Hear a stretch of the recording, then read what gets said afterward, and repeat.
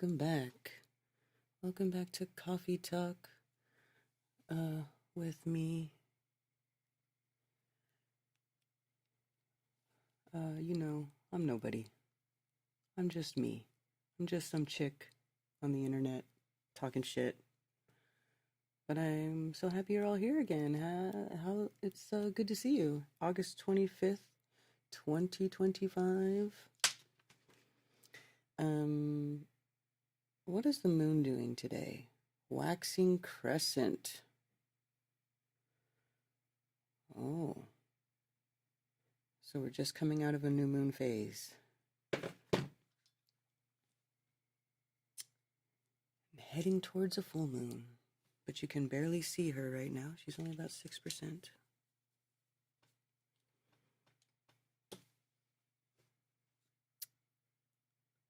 Tony Coriolis, good to see you.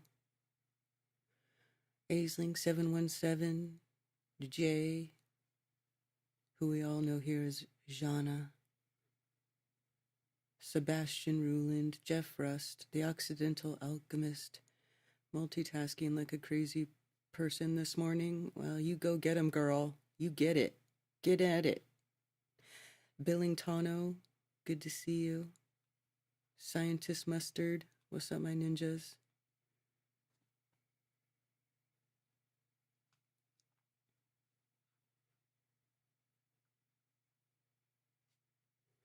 We talking about the plague today?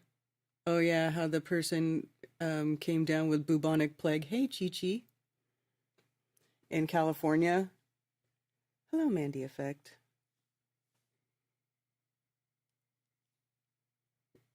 It's a joke. It's a joke. Why is everything out here? What did I do? I made a mess on my desk is what I did.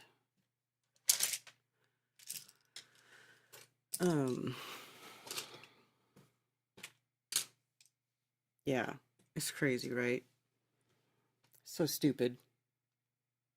And then you find out it's from, they treat it with antibiotics because it's just a bacteria. It's not, if they're treating it with antibiotics, it's a bacteria. It's not a virus. It's so ridiculous. Viruses aren't alive. They have never even been considered alive, so why would you feed it anti-life stuff? It just doesn't make sense. It doesn't make logical sense. I'm about to get it all done and make it look easy. You go, girl. People wearing masks everywhere again? Really? Where is that in California? California causes the plague. That tracks right. Plague of stupidity.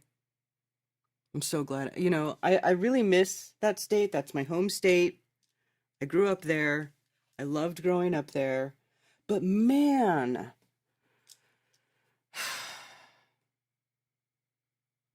I don't miss that BS, And I would have hated to have lived there while it's going on now. And they don't allow any sort of exemption for vaccines. It doesn't matter how sick they make you, you got to take them if you want to go to school.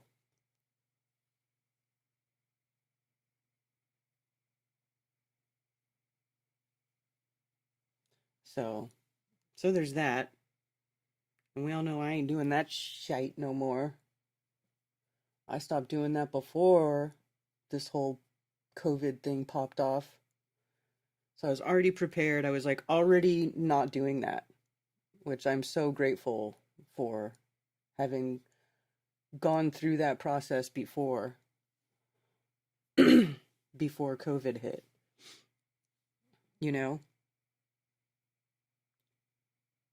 So I already knew the vaccines were garbage.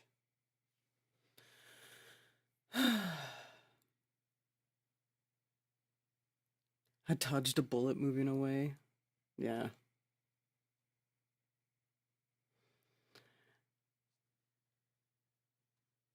Hey, Rob Cleveland, how are you?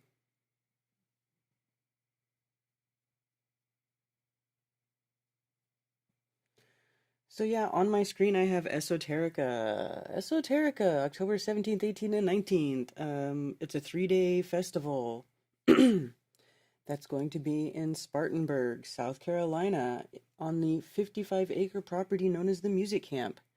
And we're going to have live music and art and a whole list of miscellaneous other things there too. It's going to be a true festival style event. There's camping, or if you don't camp, you can stay at a hotel right up the road. It's not far away, so don't despair. And and tickets are cheap. Tickets are cheap. So, if you guys really want an event and you want to hang out with your people, you need to buy tickets and come to the event, or they're just not gonna. They're going to cease to happen at all. So, the hurricane almost wiped it out for good. This is like last chance.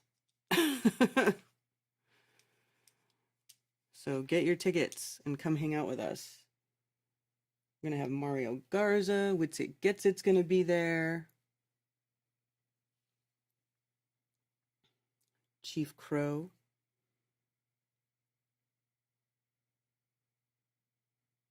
I would live in Cali only if it was on Huntington Beach. Why Huntington Beach?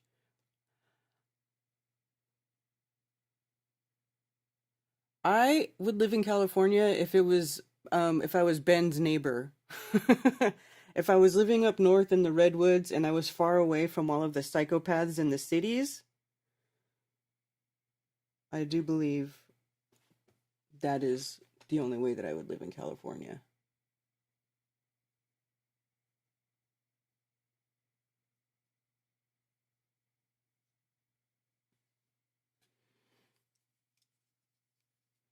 Hmm.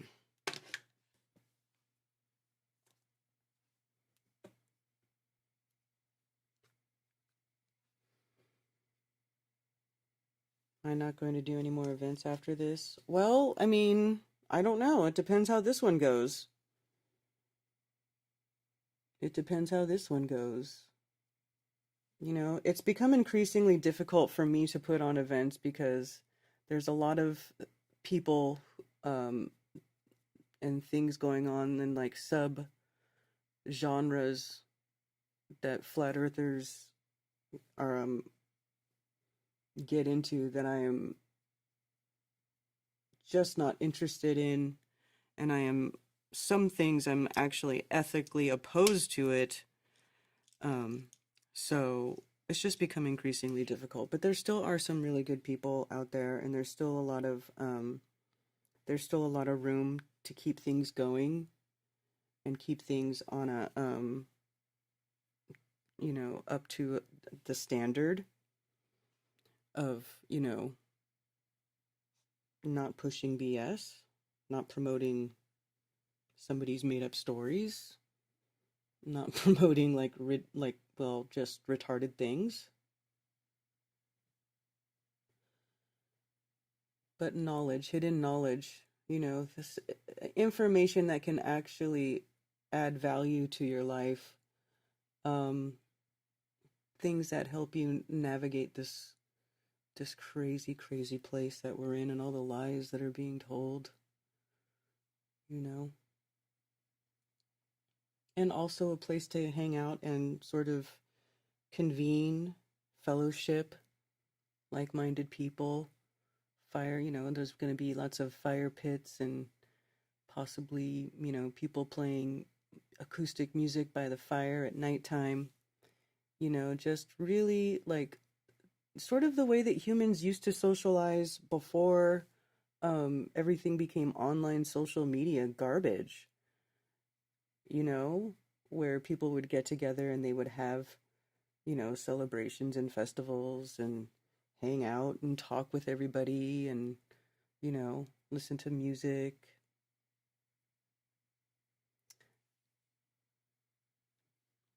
That sort of thing.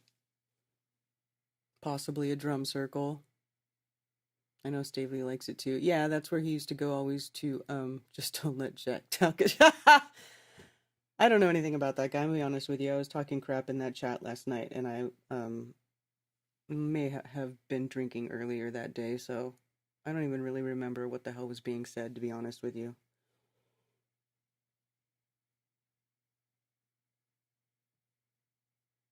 Just seemed weird, like I never knew who that guy was, and then all of a sudden he's on a stream with Rose, and then he's on a stream with that dude, and I'm like, why is this guy popping up everywhere? That's why I was like, um, is this guy literally a chaos agent?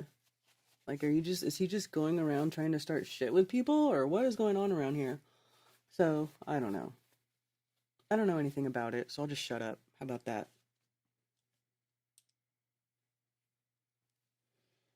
I don't know anything about it. So I'll just STF you, okay? Apolitical here, if we can help it. There's the energy amplification that happens at a gathering is unmistakable and so effing powerful. Yes, exactly. Does this channel support Trump? I'm new here. No, I don't support. Oh, no wonder you said apolitical.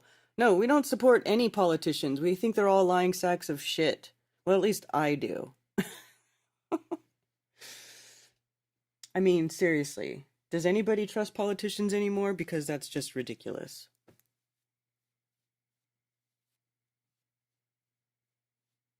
Anyway, whatever.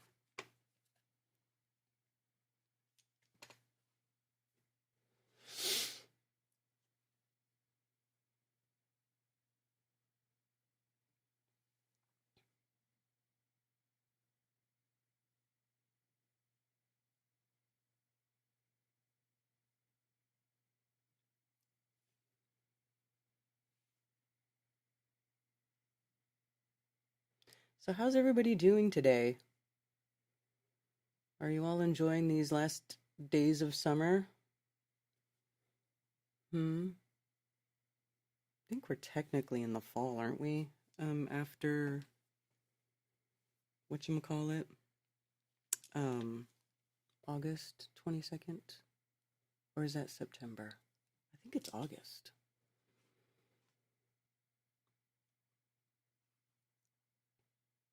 Anyway, fall's the best time of year out here, by the way.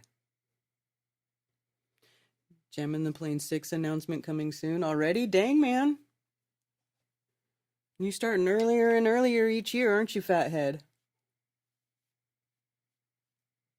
That's good, though. I mean, it's good that you just do it on your property, so you like always have a place to do your thing, so that's cool. That's really cool. Actually, this Esoterica might be similar to your Jam in the Plane type of thing. Might be similar vibe. I mean, I don't know what your place is like, but it might be similar to that. Hey, Liz the Iron Maiden. No background music? Did I turn it off? Oh, goodness gracious, I did. How'd that happen? Why was that off? Thank you, Rob. Thanks for your help, sir.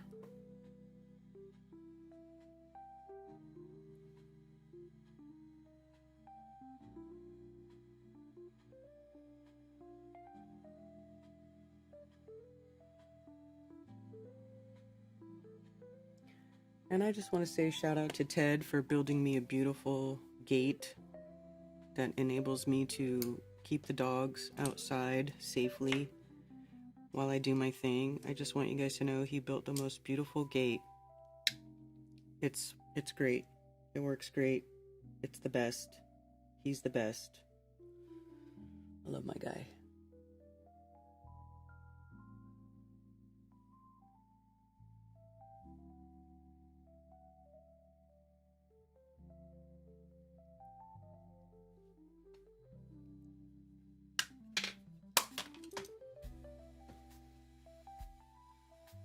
Bet Esoterica is going to be killer. It will be. Trying to get more interest and maybe get people to talk about it at other events. Well, I mean, you got to put something together. Like, make a little video that people could play. You know what I'm saying? You got to make a promo.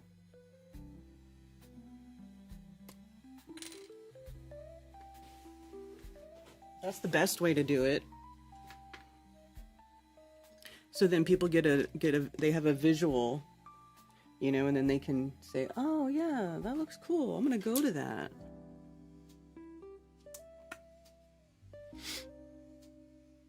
You know what I'm saying?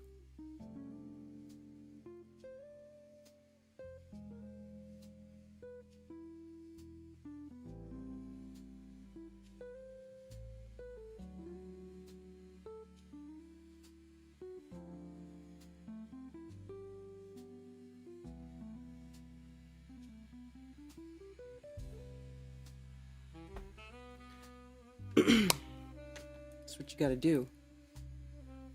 Karen is the gatekeeper. He's a gate maker. Yeah.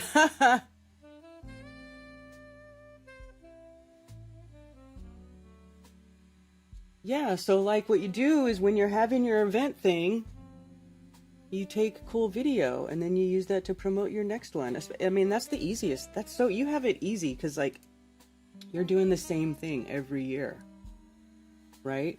So, and then if you get stuff added to your property or whatever, then of course you got to add that as time goes on or whatever, if you're going to build it up.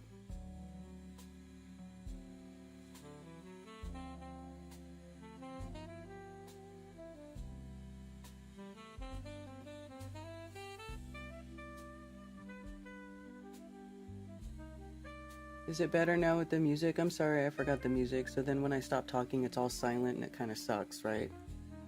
I'm sorry.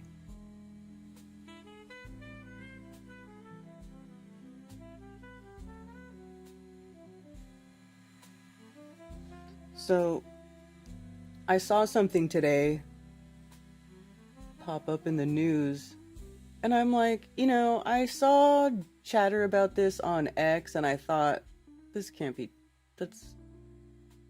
be real. But I think it is, and it's really disgusting. Trump wants a Nobel Peace Prize. It's like, do they think that you get the prize for bombing the most children? Because the last president who got that was Obama, and he was drone bombing children.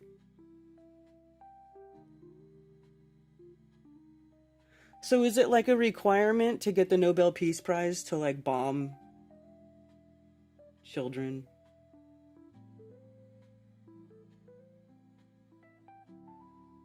Asking for a friend.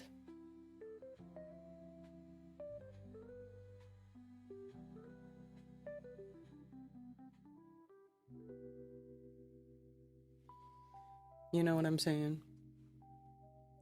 I was sitting in silence earlier. I've been hoping someone would come along and want to help me out with it. Well, do you have video?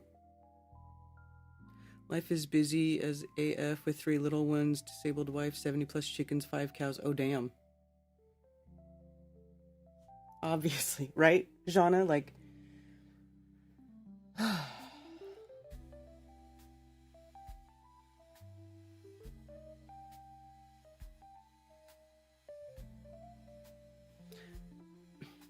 3 little ones, huh? Well, they gotta get older so they can help you out.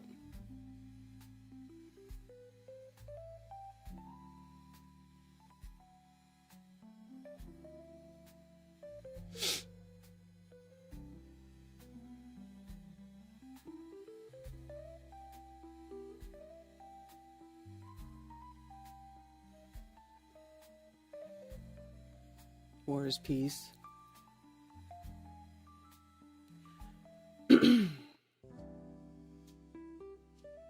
Hello, Rockfin. Hello, Rumble, X, whoever's watching wherever.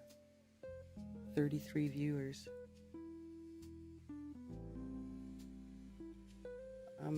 Very exciting, I can tell.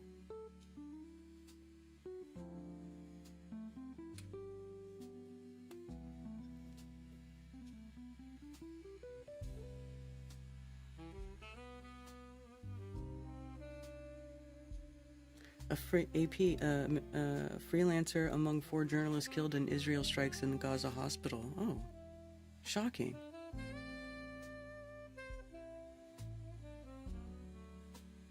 Associated Press freelancer got killed. That's kind of a big deal, isn't it? Oh, well, if she was Muslim, no. No one's gonna care. Freelance journalist Mariam Daga, 33, who had been working with the Associated Press and other outlets during the Gaza war, poses for a portrait in Khan Yunis, southern Gaza Strip, on June 14, 2024. She was among at least 19 people, including 4 journalists, killed Monday in Israeli strikes on Nasser Hospital in Khan Yunis. Like, why are they striking a hospital?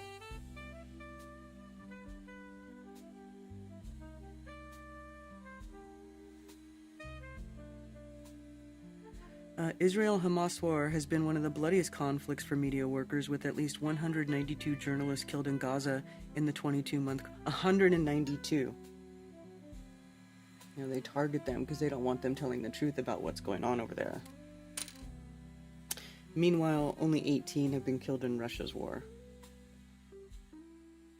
with Ukraine.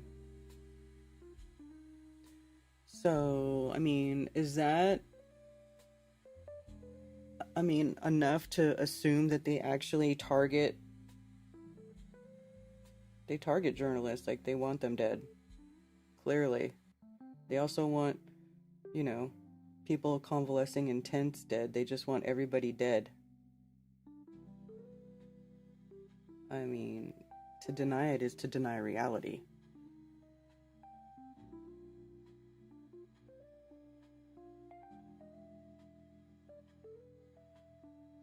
And then our president, who sends this horrific genocidal government billions of dollars, and all the politicians in DC that go there and kiss and hump the wall with the small hat on, or whatever they do.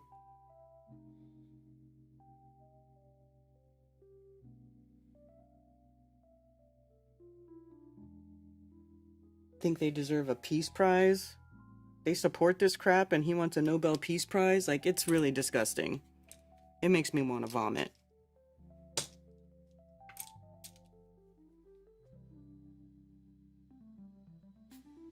Do you have fancy chickens?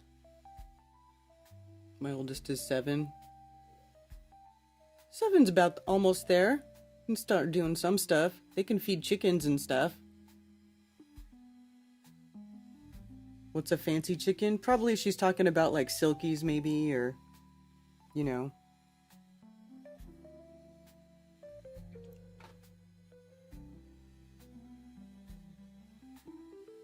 Daga, who has a 13-year-old son who was evacuated from Gaza earlier in the war, frequently based herself at Nassar, most recently reporting on the hospital's doctor's struggle.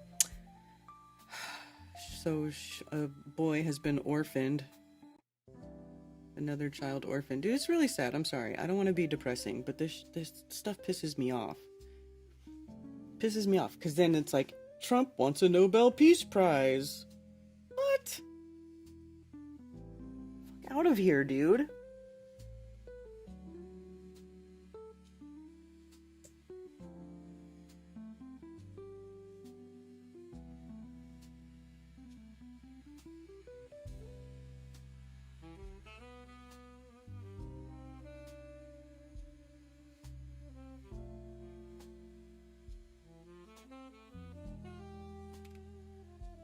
Silkies, Polish, Bantams, I am Samani. Is that how you say that? All fancy chickens.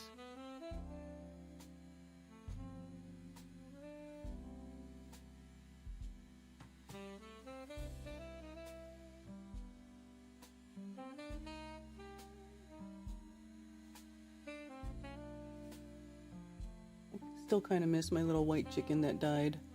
She was like white with little gray tip feathers. She was a little Americana chicken. She was so cute.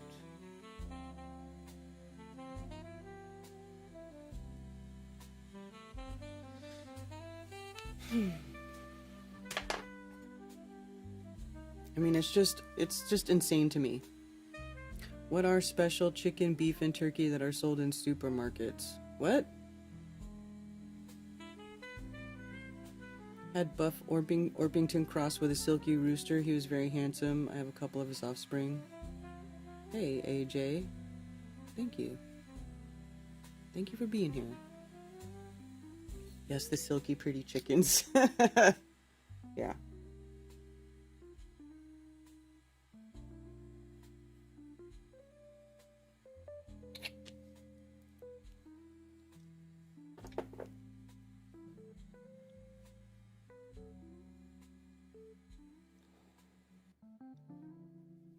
I mean, it just is disturbing to me how, like, people can just keep doing deplorable things and then, like, nobody cares.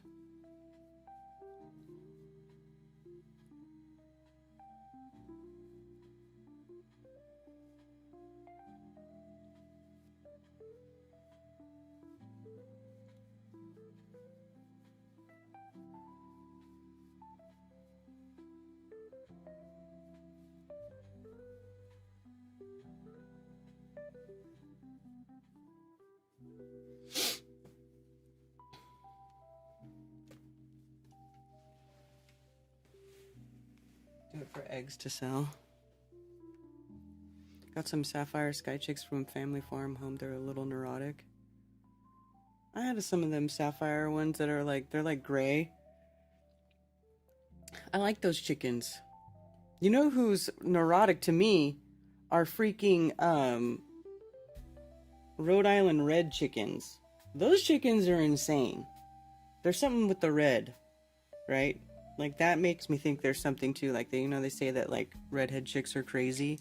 I mean, I can't really attest to that because I don't have a lot of redheaded friends, but the red chickens were definitely crazy. Golden comets, they produce like crazy. Ooh, nice. Yeah, I only have like 3 chickens right now because, you know, a couple of our chickens died, and 2 of them that we hatched were roosters, and 1 rooster was a psychopath, and we tried to rehome him, but of course it's like impossible to rehome a rooster, and he was just incredibly violent and aggressive, and so we just killed him. And then we kept the other rooster who wasn't violent. That rooster was really cool, and it was really pretty. And then he got sick with this weird neurotic disease, I think it's called Merrick's, where he just couldn't function anymore. He could barely stand. He was walking around like a drunkard, and then he eventually died. And we tried to nurse him back to health, but he died. So, and then the one little Europa chick died. So that was half the eggs that hatched. So now we're down to 3 chickens. And then I wanted to get more chickens and beef up the flock, but then I had to take care of these puppies for months and months. I should have took them to the shelter a long time ago. I should have done it so long ago. Love my ginger girls. We started with 3 Rhode Island Reds double yolks all the first year. Yeah, I did get a lot of double yolks from the Reds.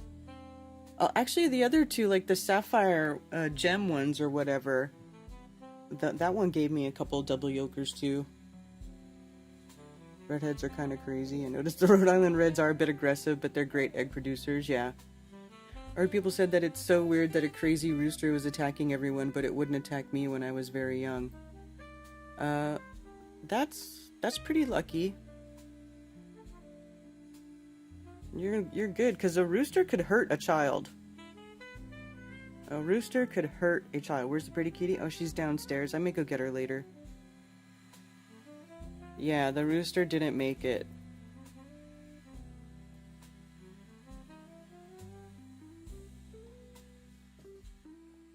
And we loved that rooster too. We were like, dude, this rooster's cool. He doesn't try to kill us, but maybe that's because he wasn't right. Maybe that's why. Maybe they're supposed to try to kill you. You know? I don't know. I like having a rooster because they take care of the hens. You know, they're like they protect the hens. So like if something comes after them, you know, the rooster will defend the hens, but they also go after you.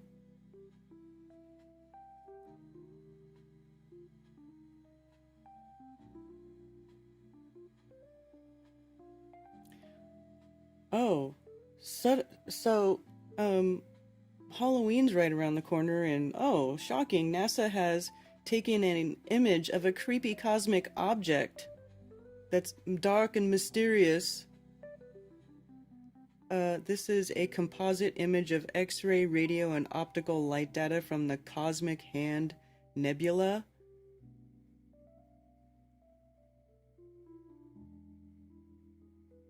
New study has returned to a popular Milky Way attraction formed by a fast-spinning dead star core that scientists say is one of the most powerful electromagnetic generators in the galaxy. Oh, really? At the heart of this colorful nebula is a so-called pulsar, a type of neutron star that blasts streams of high-energy particles through space as it evolves like a lighthouse beacon. This thing is what remains of a massive star that suffered a supernova explosion. Oh, really? How long ago was that supernova explosion? Was that billions and billions of years ago?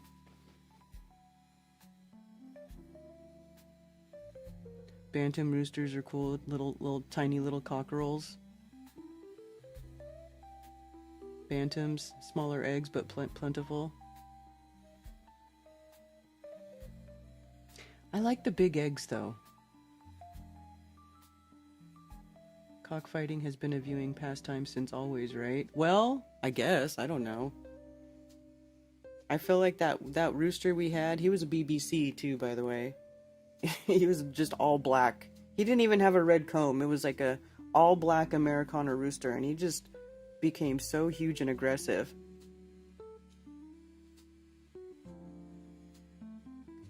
Feathered feet are very cool. Like, that bird tried to fight Ted. Like, to the death.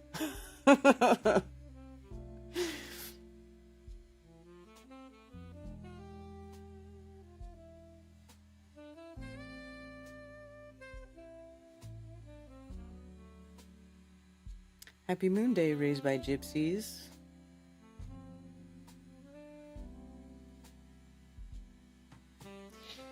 Yeah, I don't want to watch cockfighting.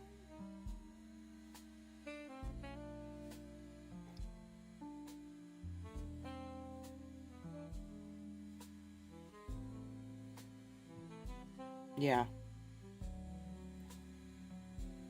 Yeah, Billingtano, exactly, which is why they're good for protecting the hens. You know?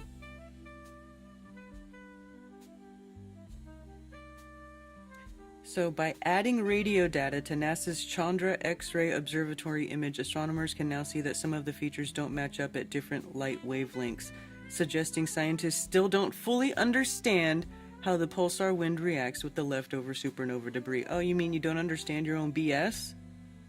Researchers hope that by further probing the mysterious object, they can learn how this type of event creates high-energy particles, some of which may become cosmic rays that could eventually reach Earth. The Chandra Observatory took an image of the nebula more than 15 years ago, and recently scientists used the Australia Telescope Compact Array to make detailed radio maps of this region in space, then combined them with the X-ray data. The findings from that work are published in the Astrophysical Journal. 1700 years old? Why do they give it that age? Hand of God for its unusual shape. Youngest known nebula is formed by a pulsar wind, located about 17,000 light years away.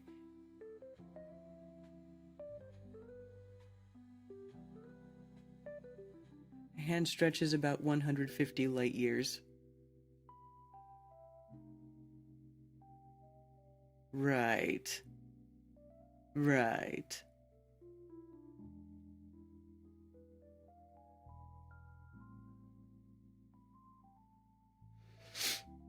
Makes you wonder what these things really are, though.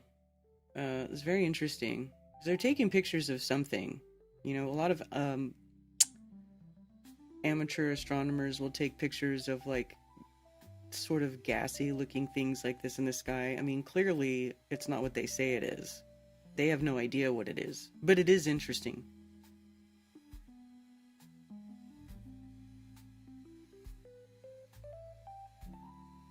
Hey, Spicy Sarah.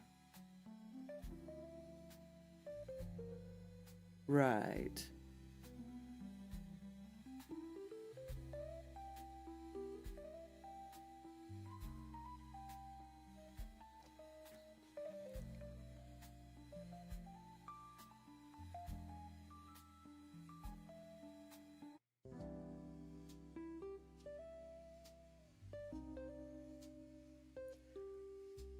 Trump.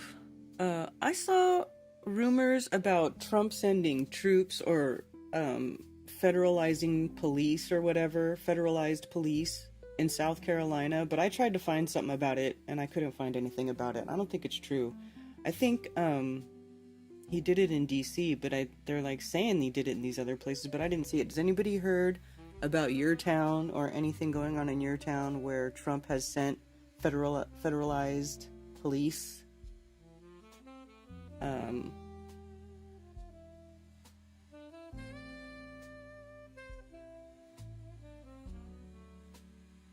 What's the screwworm? Screwworm.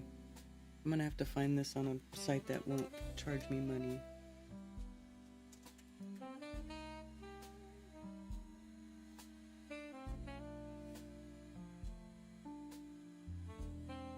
First human case of flesh-eating screwworm parasite detected in the U.S. HHS confirms. What is this?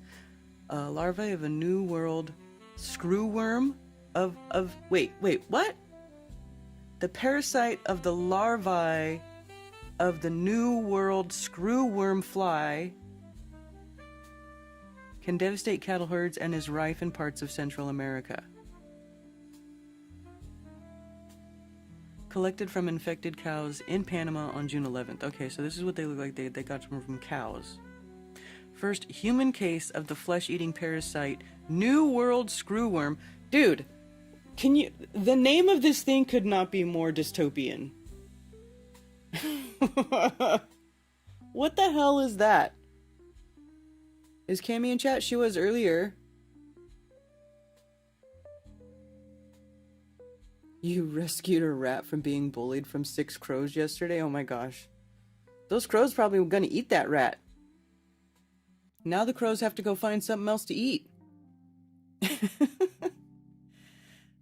I have not. I did hear Michigan wants to pass legislation to ban the president from being able to send troops to Michigan. Supremacy clause probably wouldn't allow that, though. I will be putting out a Will Duffy video. I made a call in just at the end. Oh, did he actually do his debate? Did anybody show up to that garbage? Because that was Saturday, and I spent Saturday at the Bigfoot Festival with Crumb and Emily, so I didn't even think... wasn't even thinking about that stupid crap or that stupid butthole. By the way, I saw something interesting about... Now that you bring up Will Duffy... I still want to know about the screwworm first, though. I'll get to Will Duffy in a minute.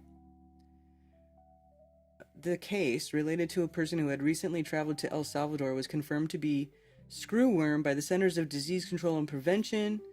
It's the first human case of travel-associated New World screwworm myiasis, parasitic infestation of fly larvae, from an outbreak-affected country identified in the United States. The risk of public health in the United States from this introduction is very low. Oh, so somebody was in Panama, and then they brought back a thing that got attached to them. So it's not like it's here. The parasite, the larvae of the New World screwworm fly, can devastate cattle herds and is rife in parts of Central America and Mexico. Oh, it's in Mexico. It can destroy wildlife and even kill household pets. Ew. There were serious outbreaks in the 80s and 90s in Central America, and it was eradicated at great expense, only to return in the last 2 years.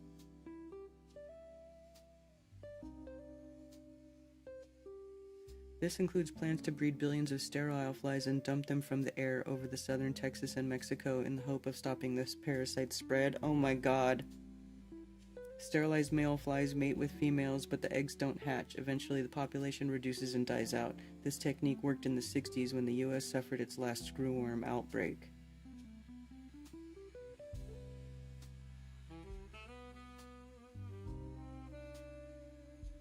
Federal government...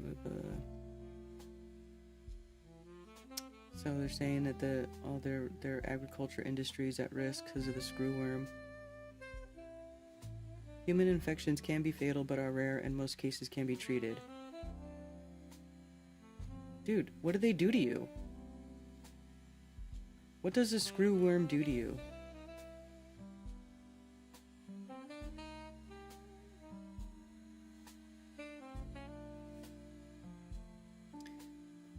This is July 2025. They were talking about screwworm. I've never even heard of this before. Have you guys heard of New World screwworm?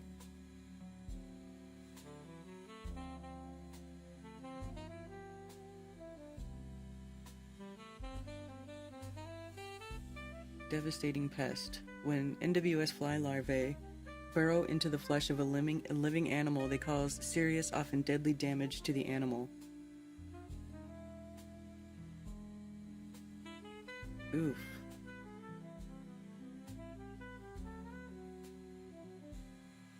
Cammy, is this like what we were talking about? Is this what you saw? Where's Cammy?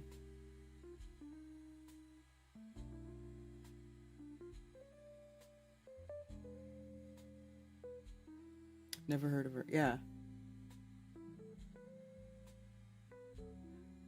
Half of them were actors. I knew like 2 of the rest. So people did go to his bullshit. Ugh. Why are people so dumb? Why do people want to do dumb shit? Like give that freaking creep any attention at all? What's wrong with people?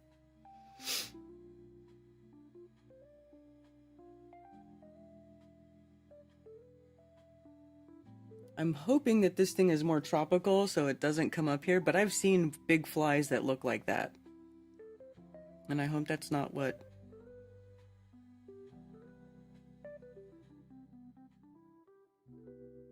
What are they called when they're a fly? Because a screwworm is a worm, so what is the adult part called?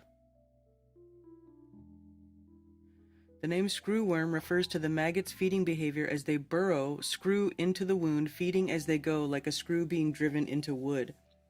Maggots cause extensive damage by tearing at the host tissue with sharp mouth hooks. Oh god, that sounds horrible. The wound can become larger and deepen as more maggots hatch and feed on living tissue. Oh my god! That's like a nightmare.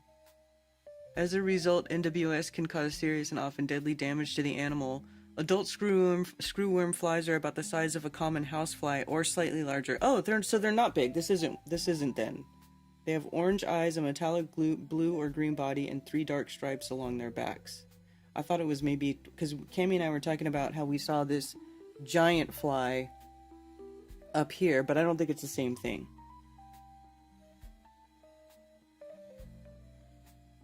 Report mammals and birds with the following: smell of decay, presence of of fly larvae, maggots and wounds, head shaking, irritated behavior. Oh my god. It's not a disease, it's a parasite infection. Why do they call it a disease? To prevent their introduction.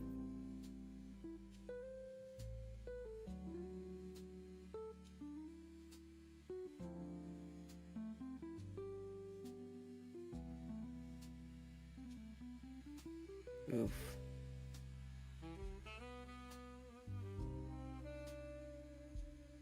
Alright, anyway, that's creepy. That sounds horrible. I hope I never come across those things in real life. It's disgusting. Ew.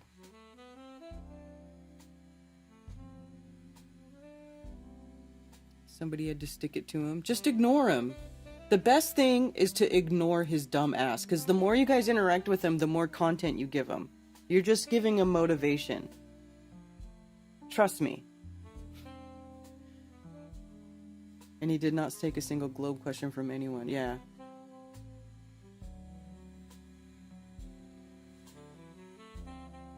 I exposed him with all the debts that he has. He owes so much and he is trying to make money to sell that mainstream to favor his friends and regain his financial stability with lies.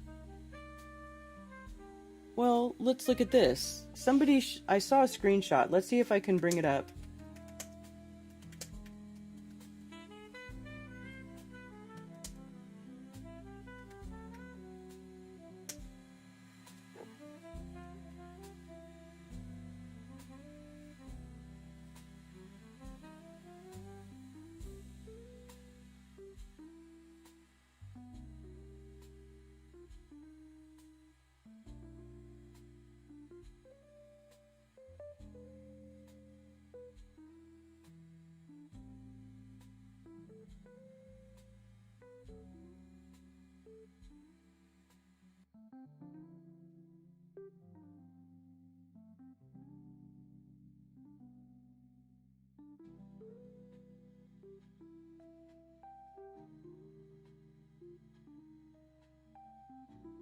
Hmm.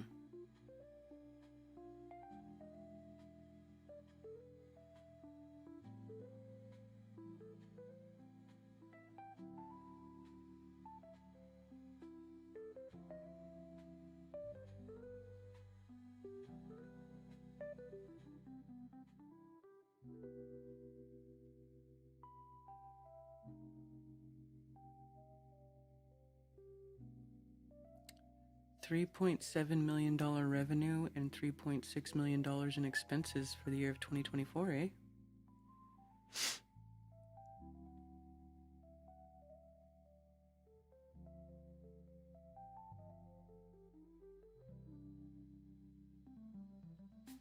Hmm.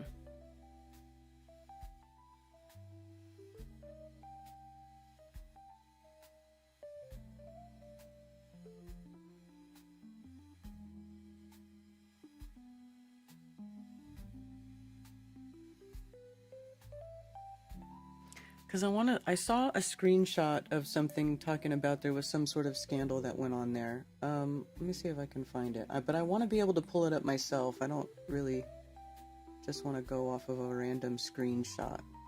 You know, you got to verify these things. Where did I see that? Oh, here we go. Will Duffy is a former board member of the anti-human trafficking organization The Exodus Road, which was co-founded by Matt Parker. A controversy in 2021 linked Duffy, Parker, and the organization's practices. The controversy involving Duffy, Parker, and the Exodus Road. In June 2021, the Global Observer reported on controversy surrounding the Exodus Road and its founders Mark and Laura Parker. The article alleged that Parker, then CEO, was paying himself a high salary for what a source described as brothel tours that were out of line for anti-sex trafficking charity. Out of line for an anti-sex trafficking charity. Well, brothel tour? Yeah. I mean, that's out of line, period, right? The article also identified Duffy, a former board member, and another man as participants in one of these tours. It reported that Parker allegedly tried to pressure one of his male employees to accompany him and Duffy on a visit to a brothel. The report led to a shakeup within the organization. Matt Parker stepped down as CEO in October of 2021, and his wife Laura took over. In response to the article and in the broader fallout, Duffy resigned from the board. So, who's CEO now? Oh, well, there's Laura Parker. She's still there.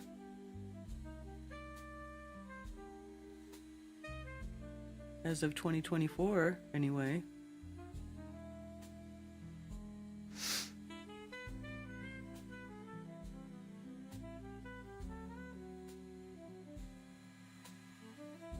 Every link is going to the Exodus Road website, and I don't want to look at something from the Exodus Road website.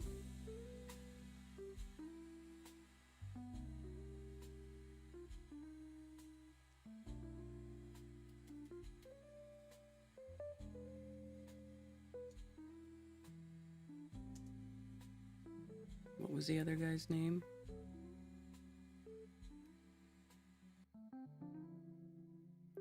Matt Parker.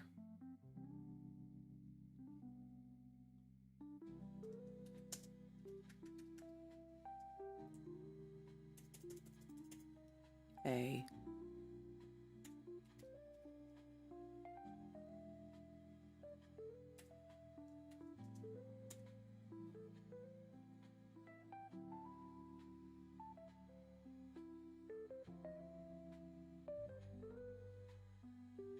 Everything. Okay, let me try a different search engine.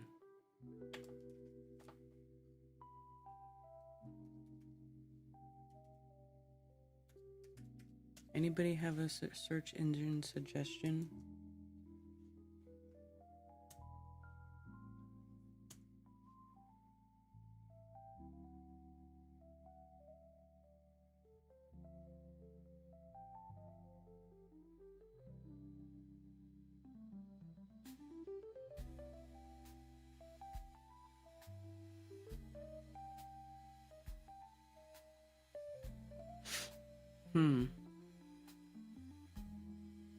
Missing Duffy. Missing Duffy.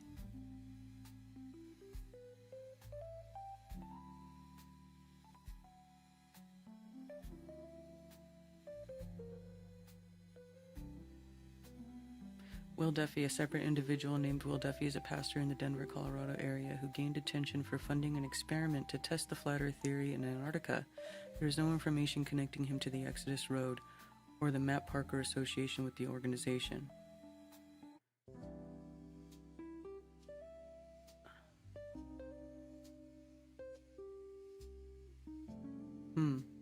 I'm not able to bring this up.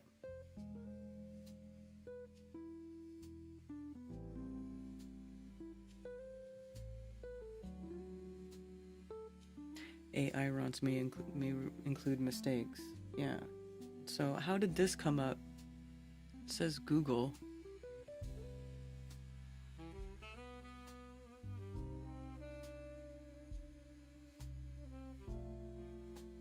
That's an AI overview. So was it wrong then or is it wrong now? Sussy. Super sussy.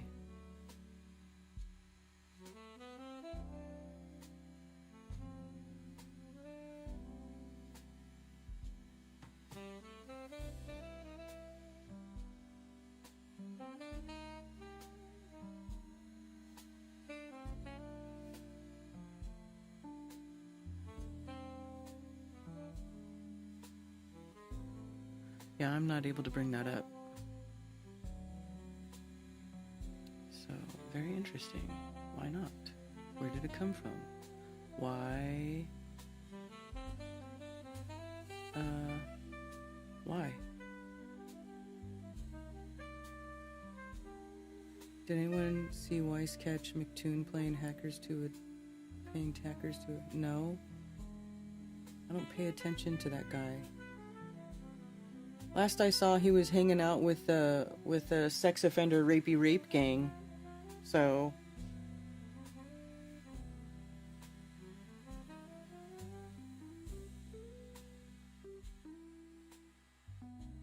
the logo of Exodus Road is a child and an eye behind it.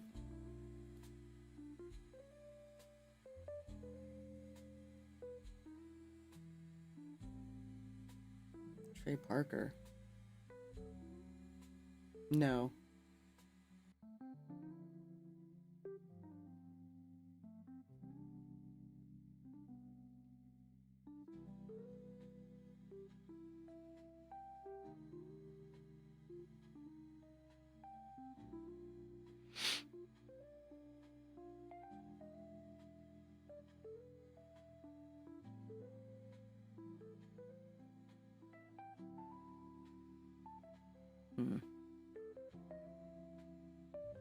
Anyway. You know, I hope they are a legitimate foundation, and I hope they are legitimately helping children in real life. I really do. But fuck Will Duffy, and fuck dealing with that dude, and fuck being any part of any of his stupid the final anything. He can go suck a rock. Okay? Go shit in a hat. Yeah. Yes, Billingtano. Yeah, like everybody around that freaking Bashir's dude is a sex offender. The guy who does his merch, his ex-co-host, like they're all sex offenders. They're all like pedophile, rapey sex offenders. And they're full of shit and contradict themselves all the time with the bullshit they say. Like, I really don't understand. That to me is like proof that the internet loves and promotes stupid retard bullshit.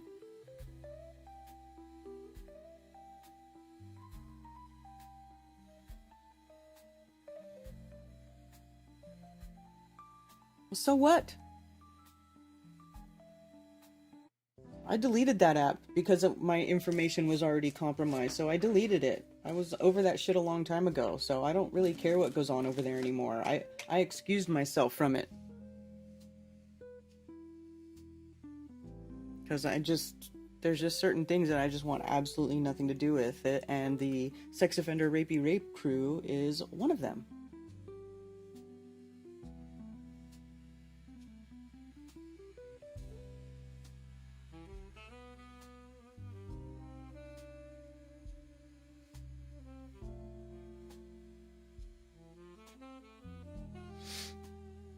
And then Jaren, I need to check a reply that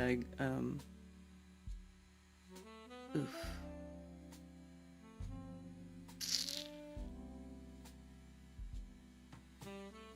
Not this account. Oh, I gotta change my account. Hold on.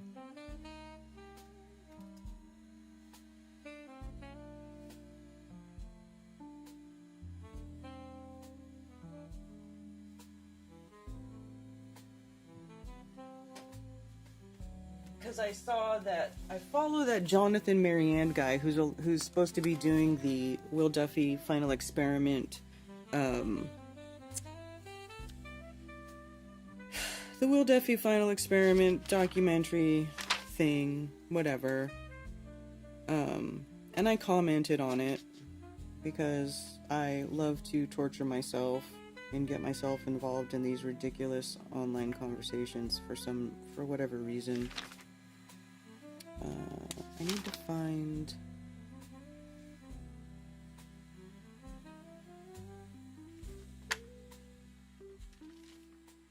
Do I have my Instagram password? Because I would rather look at it on the big screen than on my phone.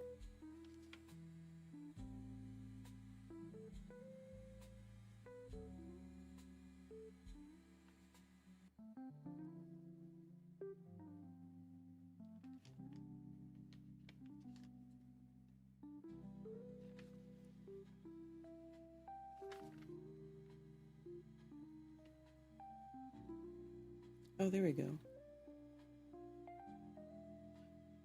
Wait a minute.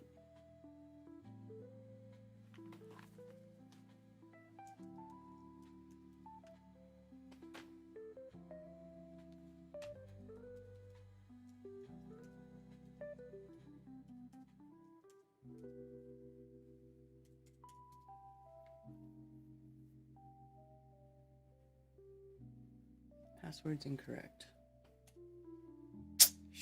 Shoot. Well, let me see if I can find it. Search.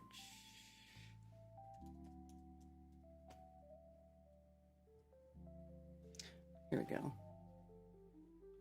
Let's look at it from the wrong account. Oh, it's private! So I have to log into my other account because his shit is private. God damn it!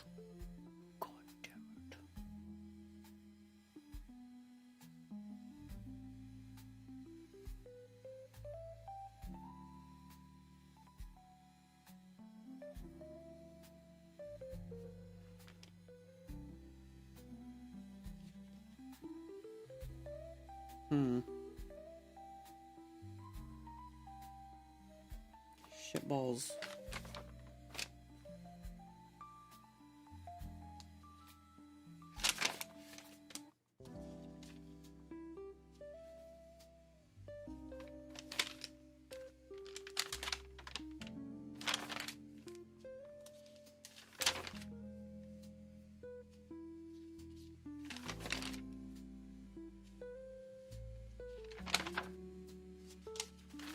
Damn it. Anyway, I commented on his thing, and then Jaren replied, and Jaren's reply is retarded. Alright, screw this. Let me see. I guess I'm gonna have to use my stupid phone. I hate this.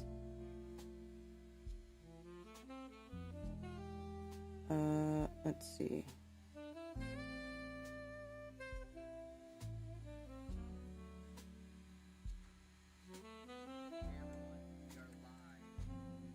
Okay, so I put, this trip did not prove anything about the shape of the Earth, nor did it provide any new information. Zetics have known about the 24-hour circumpolar sun for hundreds of years. Earth is still flat and stationary. So then Jaren replies to me and he says, thanks for your 2 cents. Too bad when every observation you made matched the sphere Earth, you'd get a clue. We were wrong. Get over it. Earth is a sphere. Go check the sky. You've seen the type of researchers FE has. Come on. He literally told me to go check the sky. About whether or not Earth is a sphere.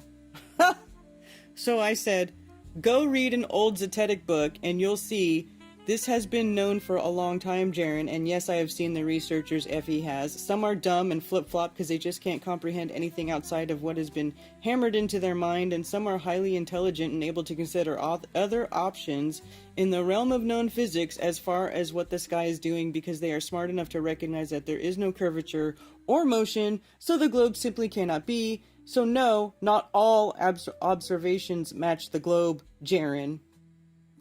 And then the Jonathan guy says, hi, thank you for your support in the comments. Do you have a way to show me what you're talking about, which invalidates the assumption that seeing the sun circle one's head on the Antarctic map could be real, and also explained using the Flat Earth Gleason or otherwise known maps? Curious how this is explained. And he says, thanks for your comment. I believe you have said what many people have failed to succinctly say while also saying the same thing. I'm being honest when I say this too. I need to know more about explaining how or what the TFE collective know. I need to know more about explaining how what we, the TFE collective, know is happening and what they, contemporary Zetetics, think they know is happening. So I just replied short. I said it involves the polarization of light, because you really can't explain it without giving some sort of visual to go along with it, right? So he says, go on, but I didn't, because I'm just not interested in getting into a long typing thing in the comment section. And then Jaren replied again. He said, would be cool if one of you shit talkers invited me on your show. You're all after the truth, and not one channel said, hey Jaren, tell us what you saw. We know what you saw, and we don't think that it proves the earth is flat. That's the difference between us and you, Jaren, is that you think it proves that the earth is a ball, but we know that that doesn't prove that. That's just it. There's no that's the way it is. You can't really argue people about their beliefs. Like, if you believe that that makes earth a ball, then believe that. You fucking believe that then. That's good for you. And what difference does it make that they knew it in 1900? It just means Dubé put lies in his book. Okay, well, Dubé's a liar. I never liked that guy anyway. Tesla never said it was a realm, etc., etc. Okay, who cares what Tesla said? The earth cannot be flat, period. It will never go anywhere. I'll bet anything. Ugh. This is Jaren. If one of you shit talkers invited me on your show, what the fuck for? So you can sit there and go, oh, I went to Antarctica and the sun went around my head. How do you prove this? How do you prove that? Nobody can prove anything about what's going on in the sky. Everybody just observes the fucking sky. We can measure the earth, though. And even Jaren did things where you could see, where he did tests where things should be hidden behind the curve. So what, now? Does he believe in magic refraction, making the light bend around the ball earth? It's just so ridiculous. I'm in shock how big these plants have gotten and still going. Oh, hey, Ben. Hail. Never go full Jaren.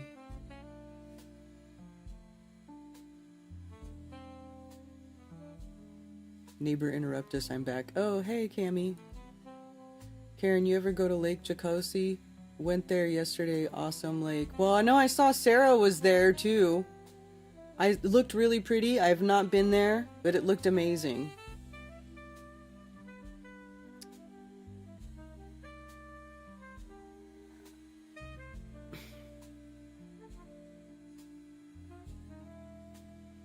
Such a tool always has been. Yes, Sarah, I agree.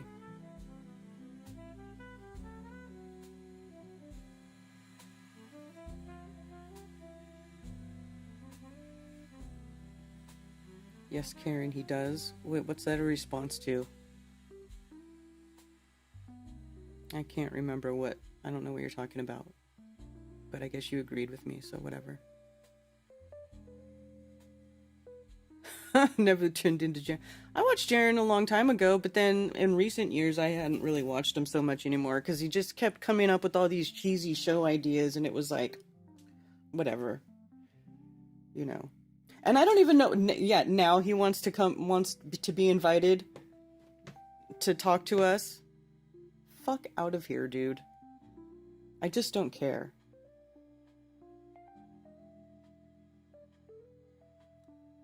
You know, I mean, you're assuming that you know what the sun is and how it works.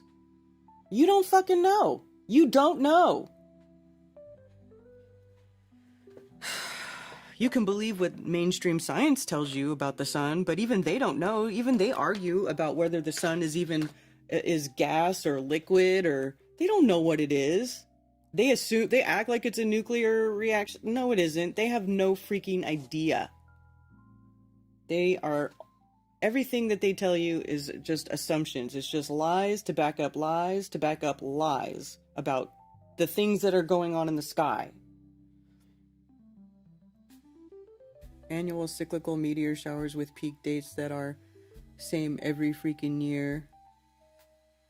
Doesn't work on a heliocentric fake model. You would think that it wouldn't be the same every year. But it is. Everything repeats year after year after year after year. Some things take longer than a year to repeat, like comets and stuff like that. But there's no way to prove what the mechanics, what physically, if physically at all, the lights in the sky are. There's just no way. And it's ridiculous to say, look at the sky to know that Earth is not a ball. It's just ridiculous. I remember hearing him tear into people for doing that, and now he's doing it. Like, it blows my mind. I'm just like, wow. Wow. I don't know where he was all these years. He'd be on Globebusters over the years, but he wouldn't talk much, and I'm feeling fairly confident that for all those years when he wasn't talking, he was just spaced out sending dick pics or something. Seriously. How do you listen to those conversations and have those conversations over the years with all these different people and learn all these different things, and then go back to saying that the Earth is... I don't get that. I don't get that at all. It's like, either you weren't paying attention, or you just decided to completely dismiss everything that has been discussed in the last 10 years. Lentil farts. I've had a recent revelation about the sun that may support FE. The rate of radiation exposure increases by double about every mile increase in altitude. If it's so big and so far away, how would the Soros cycle 8,000 lunar prediction for 18 years? Now I tried to ask all AI to give me an answer in which direction do the stars move in a cyclical cycle. They won't give you a straight answer. Yeah.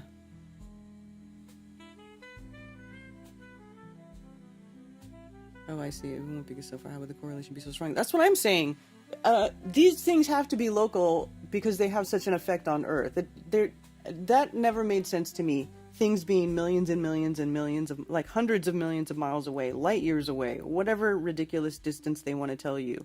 And that those things would have an effect on us locally.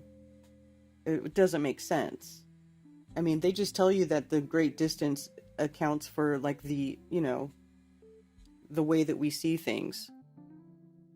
That's how that's why they make it, that's how they get away with it, by telling you everything is so far away. Yet they know what all these things are, how they were formed, like I was showing earlier. They act like they know how everything was formed in the universe. It's ridiculous. He let National Geographic make him look like such a jackass in that Beyond the Curve. He was the perfect candidate for the Will Duffy TFE. Well, you're not wrong there, AJ. You're not wrong. Didn't he lose a bet with McToon and now he's a Glober? I don't freaking know. He likes to bet. He wants to bet anything that Flat Earth is gonna die. Well, I will take you that bet, sir, because I don't think so. I'm pretty sure that Flat Earth is not going to die. I mean, look at all the people that are still here. There's still a whole bunch of us still here. Spacebusters making videos about it still. Ridiculously long, hard to listen to videos full of so many numbers and information. Like, I cannot sit through videos like that. But if you want data, there's some data. Like, I watched enough of it to see that, you know, it seemed pretty interesting, but then after a while it's like, I don't really need to watch it because I don't believe that the earth is a globe anyway. I don't need to have my preconceived beliefs debunked, you know. I don't need to be told how screwy everything is in the South. He couldn't spot the sucker because he was the sucker.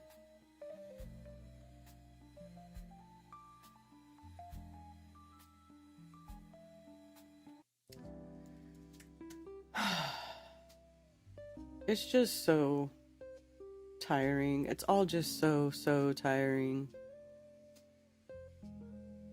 I'm tired, boss. I'm just so tired, boss.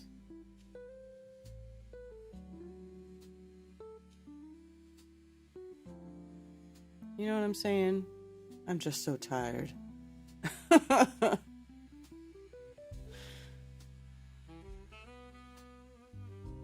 Shillinism. Space Audits is crushing it with the celestial theodolite. Yes, I agree. That's a great one. That really is a great one. Because it's an observation of the sky that debunks the globe, you know? And I think it's just great that people are coming up with these ways to make observations that show, you know, that even you can make certain sky observations that don't really necessarily go along with the globe. So that's pretty awesome because, but that's also a different way of looking at things, you know. It's that celestial theodolite thing with watching the star disappear behind a mountain and measuring the angle and stuff. Like, that's pretty clever. That's pretty clever, I have to say. That guy who thought about that, what's his name, Dr. Michael Heffron or something, very good, brilliant. It's a real globe killer. So, you know, but you know, then if you try to bring this stuff up, I mean, I don't know if anybody has tried to talk to Jaren or them about that, but whatever. I don't really care what they think. I mean, they are not my gods. They are not my mentor, or they're not my idol, you know, like, I don't idolize anybody, any of these people, because you're just setting yourself up to be let down and disappointed, you know, which has happened already. But who cares if he wants to go act like that? Let him. Negative refraction. You need a fresh frozen dab, you'll be fixed right up. Hey, I do. I need that.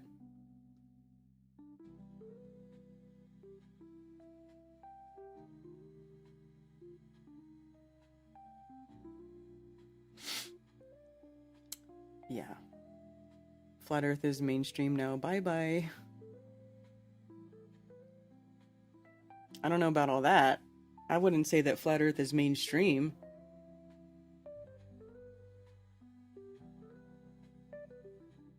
Sometimes you just need to let go of people. It's not easy, but letting go of people can make your life better, right?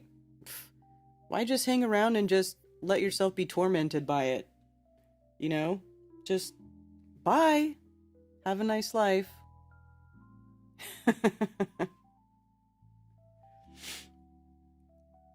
I thought this was funny. I saw this pop up in my feed. North Carolina woman yanks the hair of a young pickpocket in Venice, Italy, causing the suspected thief to have a screaming meltdown. The mother of 8 tracked down the suspect by using the Find My app to locate the missing AirPods and her passport. She says, "I have 8 kids, you're not getting to me," she told the suspected thief. Right before the girls were arrested, one of them smacked the mom with a purse which had a metal water bottle in it. So my mom had a massive gash on her head and it was bleeding everywhere. She got a black eye from it and the girls were arrested, and then my mom had to go to the hospital and get some stitches, said the mother's daughter. Wow. Mom ended up getting her passport and her credit cards back. The woman is a beast. Little girl, I have 8 kids. You're not getting to me.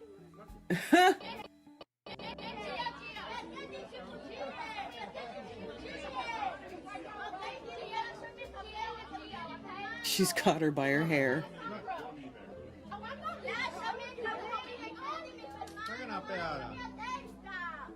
You stole my purse with my passport in it. Oh, yeah. Little girl, I have 8 kids. You're not getting to me. Sorry, investigation, police. Call them. Okay. Calm down. You're the one screaming. This police. That's right. Let's get the police on down. And maybe I'll get my passport back. This I car. don't even care if you keep the cash. I don't even care if you keep the cash. Thank you, sir. Take time out. Wild, right? She grabbed her by her hair. She has 8 kids. She ain't ticket shit from nobody. Exactly.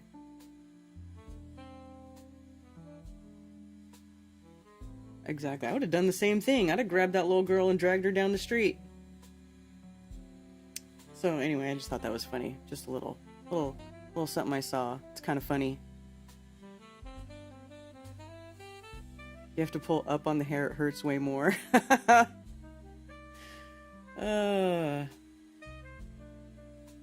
Anyway, I know. Probably Israelis on vacation. Now, they had Italian accent, I think. Those look like Italian girls. Some Italian girls are not, they're really not, you know, the Italian men typically are the more attractive side in the Italians than it is the women. Just saying. I went there.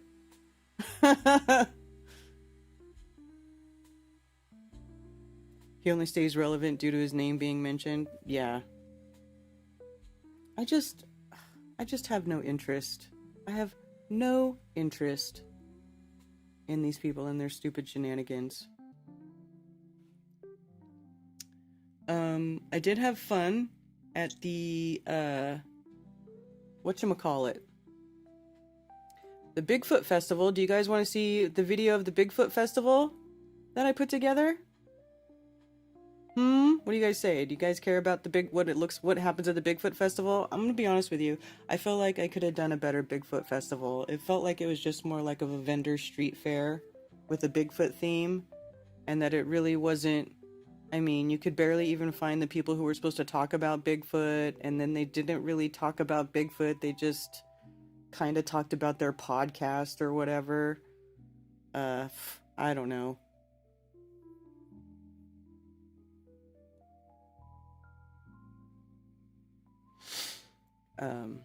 Anyway, I went with Crumb and Emily, so it was cool to hang out with, Crumb and Emily. That was nice. I love having local friends around. It really does help. Let's see. Bigfoot Festival.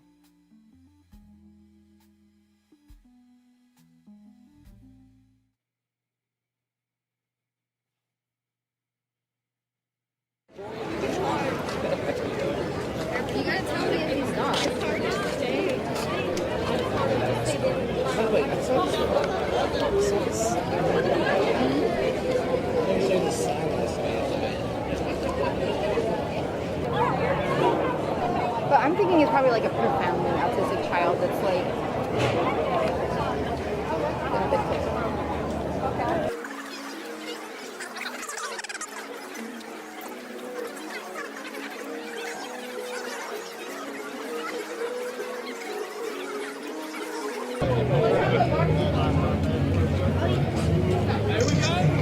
There you go, Mothman and the Bigfoot.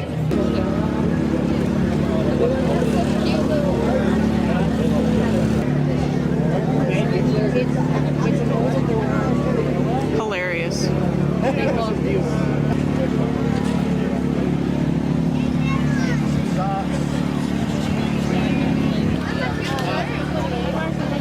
you? I know. That's such a cute chart.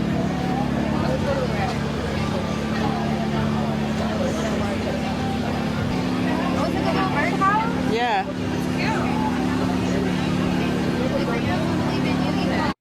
Bigfoot is as real as dinosaurs? I disagree. Bigfoot is 100% real. I 100% real. I've had many, many, many encounters.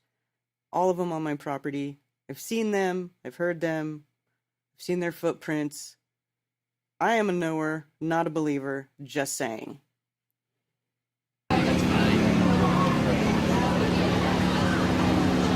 Bigfoot in area.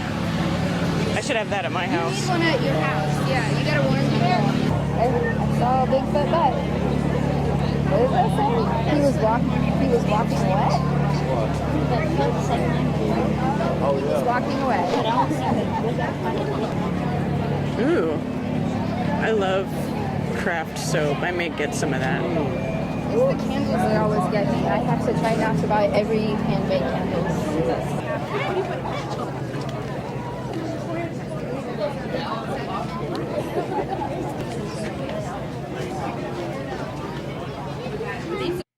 I liked this thing. I didn't leave it here long enough to read, but it says, advice from Sasquatch. Be yourself, make a big impression, embrace mystery, spend time in the woods. It's okay to show up unexpectedly. Be gentle on the earth and live a legendary life. Anyway, I thought it was cute. No, sir, we did not.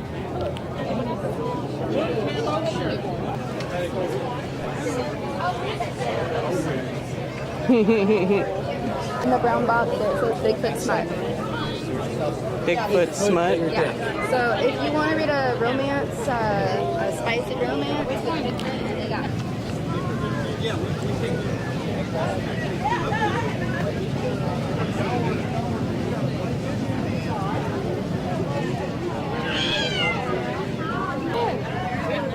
People like that.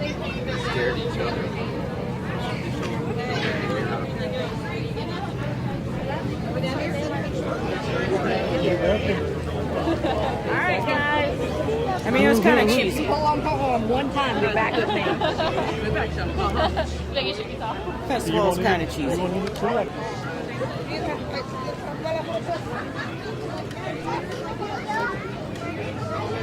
didn't know they had like a beauty competition too.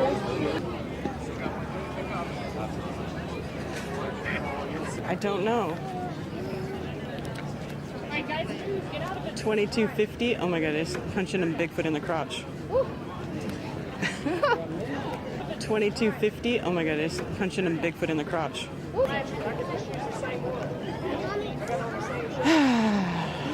Why wait in line when everybody will just cut in front of you?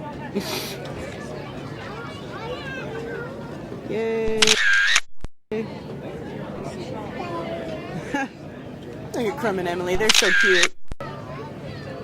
They're so cute.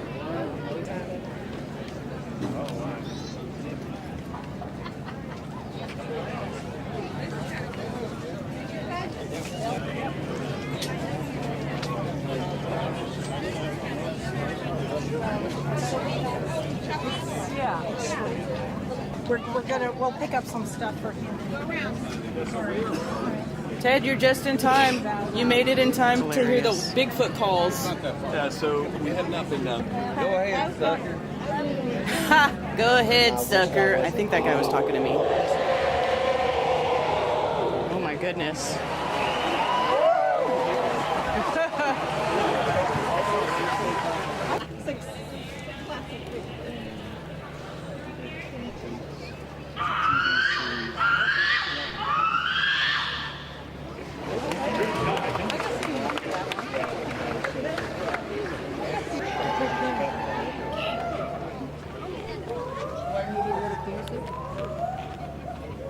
Excuse my shaky handwork with the camera. Should have put it on a gimbal.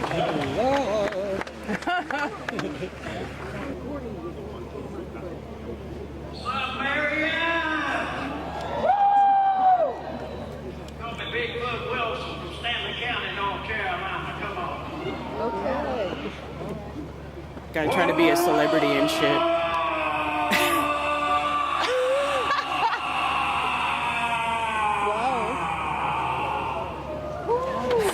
Hilarious. It was fun. We had a good time. It was kind of cheesy, but we had fun.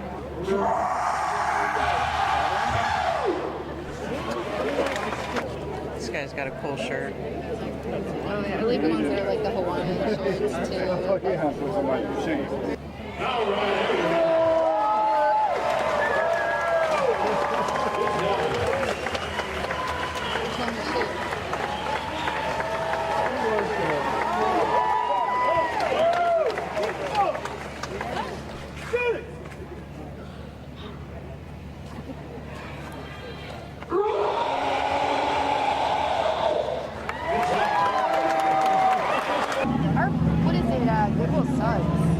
Shelby one. Yeah, the Shelby Goodwin Will I like is the the one in biggest Cherryville, though. one. I thought that one was good. It's the biggest one in North Carolina, but I feel like it has no selection. Do you know what these are from? This is one of the things that's trending right now.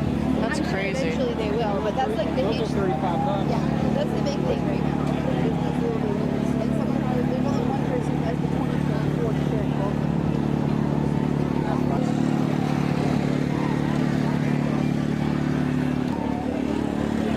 Bigfoot stole my beer. It's a Snap-a-Tip.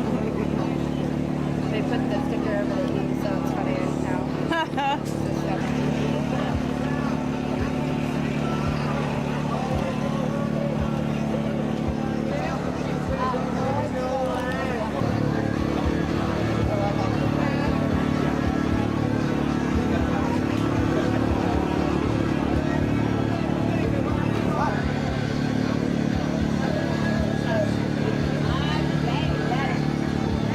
Well, when they're born, I want to join the Sasquatch group. Event every single year. You Just the hear best Ron managed talk event. about- Just we. I took this as like a little Mandela effect. If you build it, they will come. If you know, you know. Big fat rescue dude.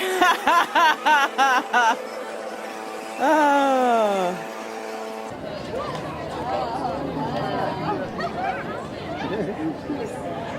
How about you? You want a hug?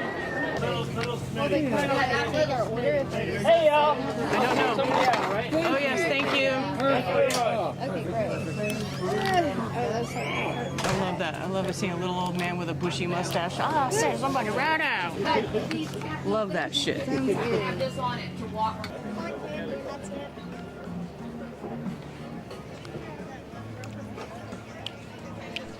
Who's going back next year for Sasquatch Fest? I think I'm going to do that too. North Carolina's a sweet treat. Now I figured out where I'm at.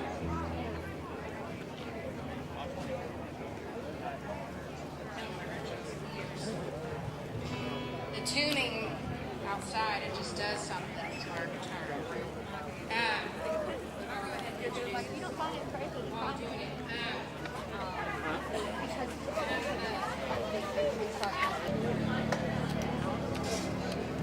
No, fussing, cussing, spitting, or peeing off the board.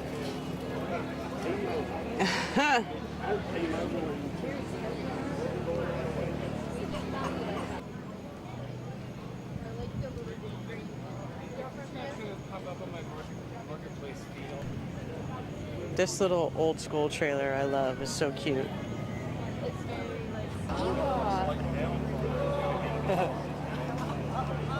Cops are bored. You know how to get back?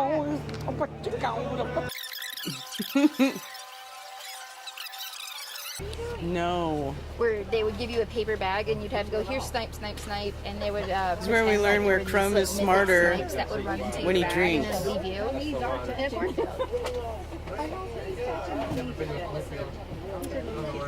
It's really easy to get lost. We need to go to the corn maze this year then. Yeah. I mean, Maybe he's there'll be a tall. He corn might be able maze to see video. out. I We can't need to see like out. go there and like bring a little bottle and take some shots and There then we go go. in the And corn then try to and get then go out in the of the maze. corn maze. Seriously. Smarter. Here's the weird thing. Every single other person I've ever met, when they drink alcohol, they get dumber, or at least like duller. He gets smart. The only time he can beat me at Jeopardy is if he's drinking.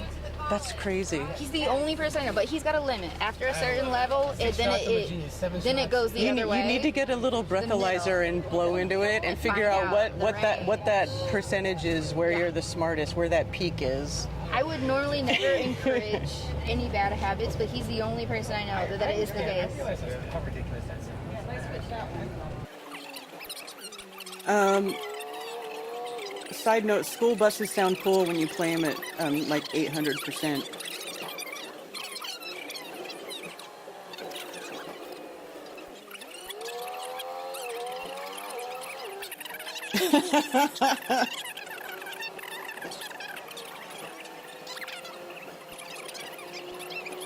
It's 11:11. Hey, you want to know what else? My Bigfoot video is 11:11. Is 11:11 long. 11:11. Anyway, we had fun. Yeah. This is why I made it so I don't see that Chillster guy in chat, because he always talks in all caps and it drives me insane, dude. I hate reading all caps all the time. I don't like it.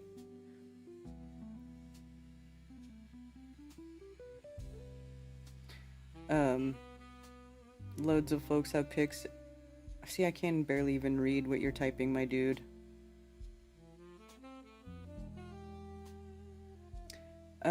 There's a whole Sasquatch genome project.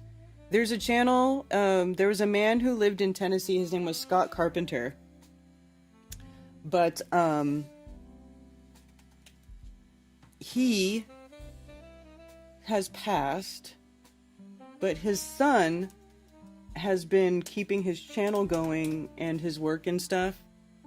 So this guy right here, Scott Carpenter, Sasquatch Awareness Project. He's got a whole, he wrote a book about the Genome Project and everything that went on with it, and like how people were trying to suppress what they were doing because they had so many samples, and it's a very interesting story. I remember when the Sasquatch Genome Project was going on in real time, because I was following Sasquatch. I followed Sasquatch most of my life. And I can just say that I know a lot of people think it's fake. I know they do, and I understand why, but it is 100% not fake. I can't stress that enough. Sasquatch is 100% real. It is a whole species of this type of creature that lives on this plane with us, right next to us. They live in the woods. They have certain crazy, what would seem to be paranormal abilities that we don't have. And it's very fascinating, you know, if you get into it and start learning about all the things about Bigfoot. I have a Bigfoot playlist on my channel. If you wish to see my best and my most favorite Bigfoot YouTube videos. So let's see, let me go to my channel, playlists. See right here? That's my Bigfoot playlist. And I add to it every now and then. If I watch a good video, I will add it to the playlist. I think there's some Scott Carpenter. Did I add any of his stuff here? Or I might have saved his playlist. Oh, this one here, A Warning for Women. So yeah, there's a lot of crazy stories surrounding Sasquatch, and if you listen to the podcast and people telling about their encounters and their stories, like there's just too much to deny. There's too much to deny. Or it would have to be all of these people were under some sort of group mass psychosis, and they were all seeing and reporting the same thing and having the same experiences and describing the same type of creature. Like, it just doesn't make sense. Anyway, it's very interesting. All caps are for when you're yelling, I know. Once there were 2 sets of footprints in the sand, and there was one, and that's when Sasquatch was carrying me. That's so cute. How funny. Maybe they once existed. Well, they exist now. Listen, I wouldn't be so sure if I hadn't seen things with my own eyes and experienced things myself, first person, you know? Once you have an experience, once you know, something happens to you, it doesn't matter. It's like when you see that the earth is flat. Once you see it with your own eyes, it doesn't really matter if Jaren wants to come and be like, but I went to Antarctica and I saw the sun go around my head and that means the earth a ball, dum-dum. You know, it doesn't matter. That shit will not matter because you are a knower of something at that point. You know it. You don't think it. You don't believe it. You don't wonder about it. You know it, right? It's the same thing. So once I started seeing these things and everything that happened, now I know those things are real because I saw that shit with my own eyes. So I don't really care if people think it's fake or if they don't believe it or, you know, and I say, do I have proof of any of these things? No, I do not have proof. I did not get it on video. these things happened way too fast. The best thing I got is pictures of footprints that I've got from my backyard. I don't have any other proof outside of that, which really isn't proof at all. But I will say what has happened to me, what I have experienced, and people can take that information and do with it whatever they want. I don't care, you know? I can only say what happened to me and what's happened in my lifetime. I can't speak to anything else. And I don't care if people don't believe me. I just don't care. Okay, don't believe me. You weren't there, I was.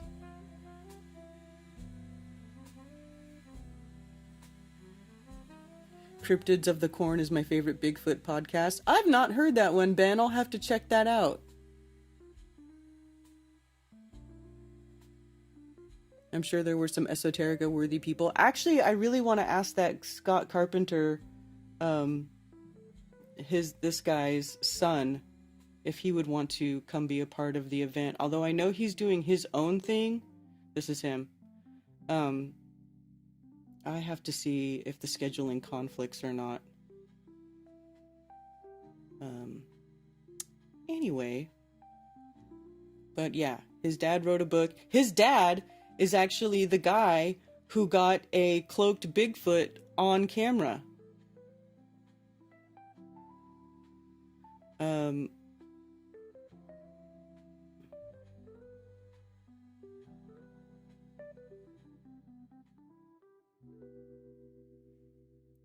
think this is it. Oh, this one's Dogman footage. Ooh, I haven't seen a Dogman. Let's see some Dogman.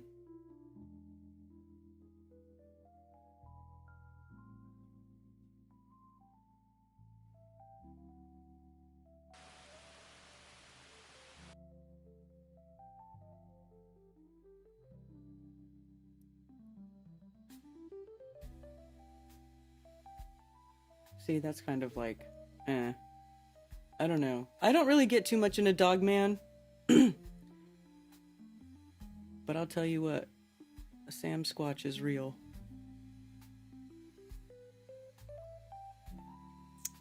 But my playlist has better Bigfoot videos than this, so like, if you want to see, so there's the original Patty video, right? Oops, let me pause that, close that. There's the original Patty video, which is, it's called Patty because it's a female, because she has boobs, and it was filmed by Patterson and Gimlin, right? Bob Patterson, or what was his name? Patterson and Bob Gimlin. And so they nicknamed that Sasquatch Patty, and this is a whole, there's a whole bunch of, there's actually longer videos. There's like a whole 2-hour breakdown of this film that analyzes it, and then, and everybody that, after everything they do, they're like, yeah, it's real. That's legitimate video of some creature walking. Then there's also the Paul Freeman Bigfoot footage. This skunk ape one. This one is kind of crazy. I remember when I watched this video, when it had like maybe 1,000 views on it. Now it's at 1.4 million views. It's still on this dude's channel. The original video. Check this out.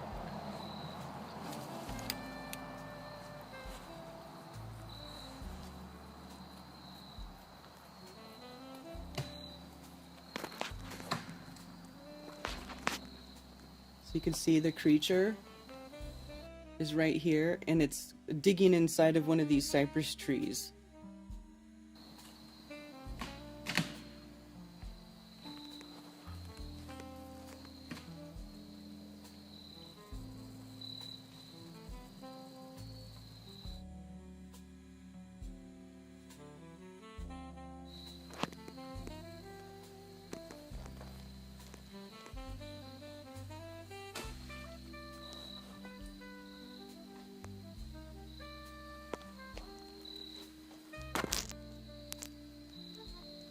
I love this video.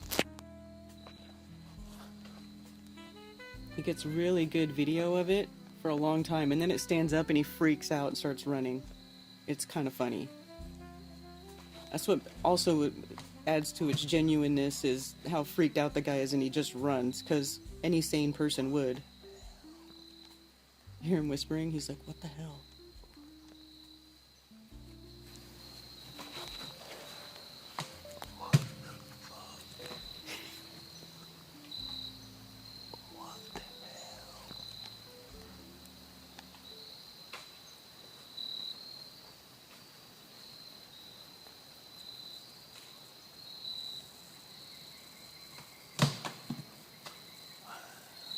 It's like breaking pieces of the tree off.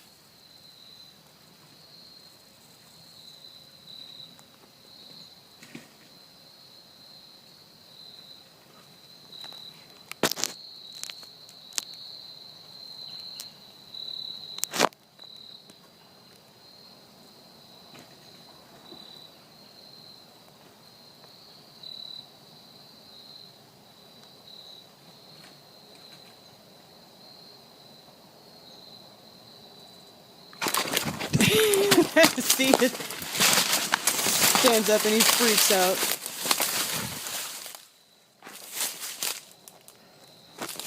He's like, fuck that, keep running.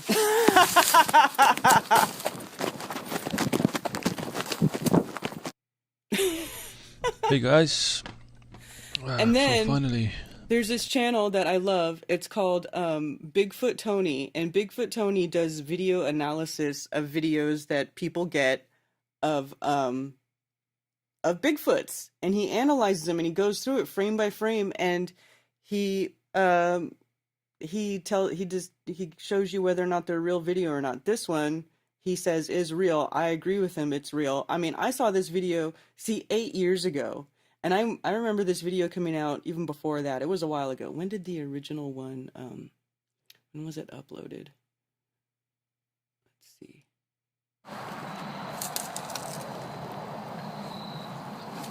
11 years ago. Yep.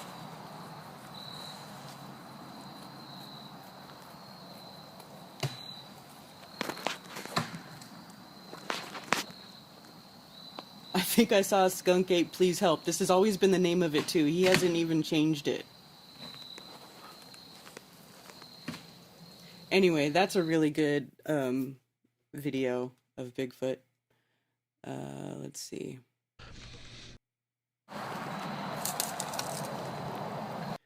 There is in the Paul Freeman footage. Very good. Sasquatch video. Here is the stream that me and Brian did. It's the Ultimate Bigfoot Red Pill with Karen B and Brian Stavely when we were doing Unveiling This Realm. And I basically talk about all of the experiences that I've had, like everything to this date that had happened as far as my encounters with Bigfoots. There's also Survivor Man, Les Stroud, who used to do the Survivor Man series. He's had numerous encounters. He's actually making a whole documentary right now about Bigfoot. It's in production and it should be coming out soon. So that'll be great. And then there's just other, like, here's one from Flatwater Flat Earth, what natives say Bigfoot is. These are all just interesting videos to listen to. This is not by means, complete. There's plenty of other stuff outside of this playlist, but look at second biggest cover up after Flat Earth, Science of the Sasquatch. I love this video. 374,000 views now. This is great. It's a great video. And then they also made Sasquatch, Man or Beast. And then there's another one where they talk about the infrasound. Yeah, does Bigfoot use infrasound? So these are good videos, Bigfoot videos made by a channel called Calling All Bullshit, CBS. Or, well, now it says Chubby Ballsack, Calling All Bullshit. It's a Flat Earther channel. They actually don't even have that many subscribers, but they made some good videos. They were the ones who did, like, this animation that they said for free, and they let other people use it. The free Flat Earth 3D animation is made by this channel. So I like this channel. They really don't put out a lot of stuff here anymore, but they do some cryptid stuff. How long has it been since they put up a video? 4 years. Wow. Anyway, I like this channel. They had some good stuff. They had some real, some Bigfoot bangers, some cryptid bangers. Some cool stuff here. Anyway. Yeah. And that's that.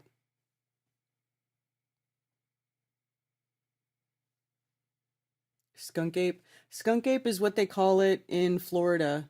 So like that guy is in a swamp, or if you're in a swamp, it's a skunk ape.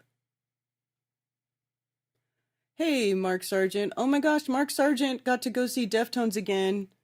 I'm so jelly. I'm going to show them your picture, Mark, that you sent me, because it's cute. Mark went and saw Deftones in Vancouver. There's Stefan with his fancy guitar.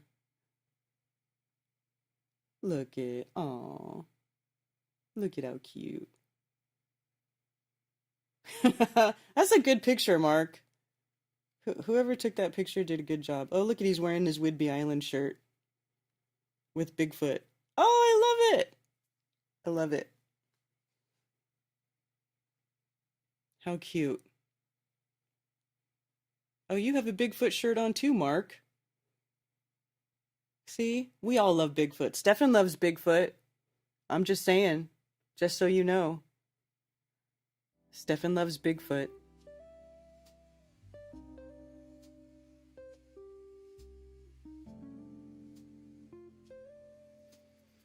So there must be Bigfoot babies running around. There is a video where they think there is a Bigfoot carrying a baby Bigfoot.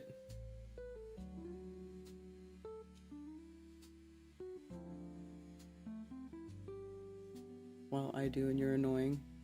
Oh, you talking about that Chillster guy? Yeah, I see him in this chat, but not on the YouTube chat. So I can still see it. You have to wash it and send it to him?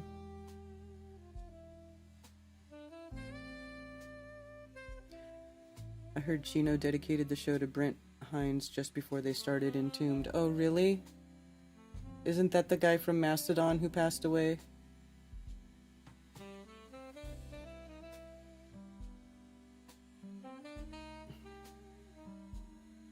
Got a Bigfoot sticker.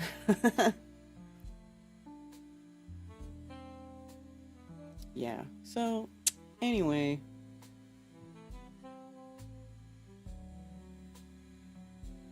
I love me some Sasquatch. You know, I'm just saying. Let me see if I can find that,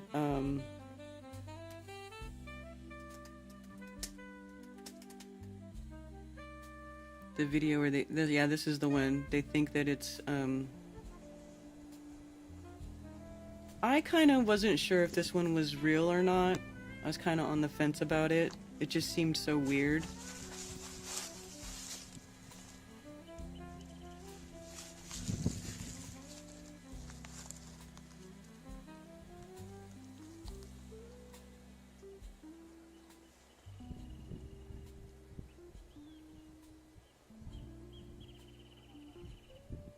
Hey, boys, look what I got here. Hey, where are the white women at? Somebody put some cheesy audio on it, but look, it looks like a Bigfoot mom carrying her little Bigfoot baby.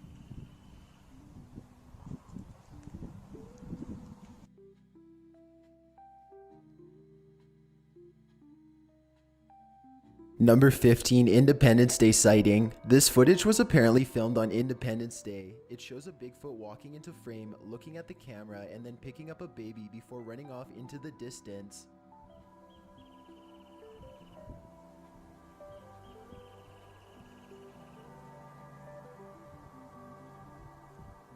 And then you can see the thing moving, like it grabs onto her. It's kind of crazy. It seems to be nervously looking at the person holding the camera, therefore saving its baby and running away. Movement can also be seen from the baby as it hugs and pushes away from the adult. Some people have pointed out that they could see facial movement from the adult Bigfoot as well. Others say that CGI has been used in the video, but this... Yeah, see, it's kind of, you know, I'm not so sure about it, but yeah, it just looks kind of, I don't know. This is why I didn't put this one on the playlist, but it is interesting.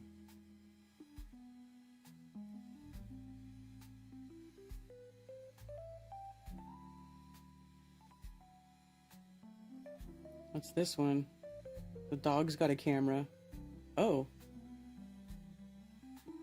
Oh, that's interesting. Well, that could have been a person.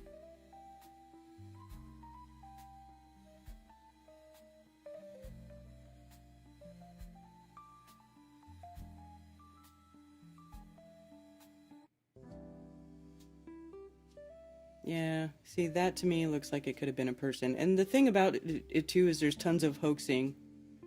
Oh, if this is the Yeti looking Bigfoot, this one's real. This one's on my playlist. This video here. They put the light right in its face.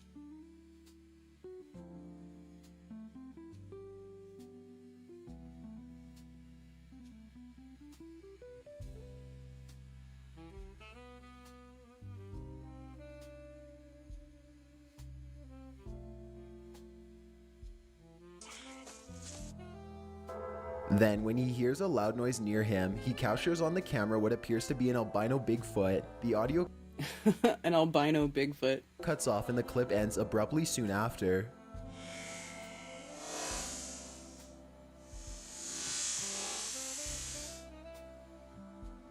Look at that. How creepy is that? And then it ducks away, takes off.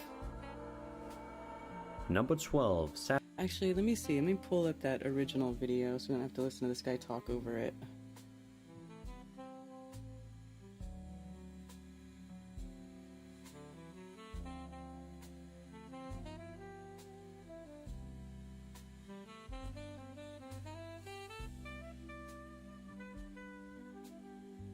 Here we go. It's a very short video.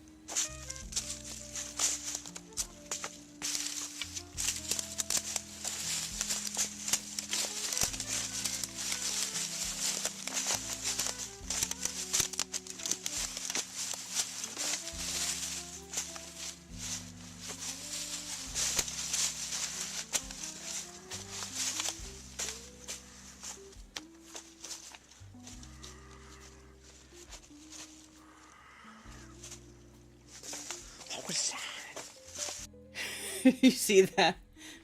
What was that?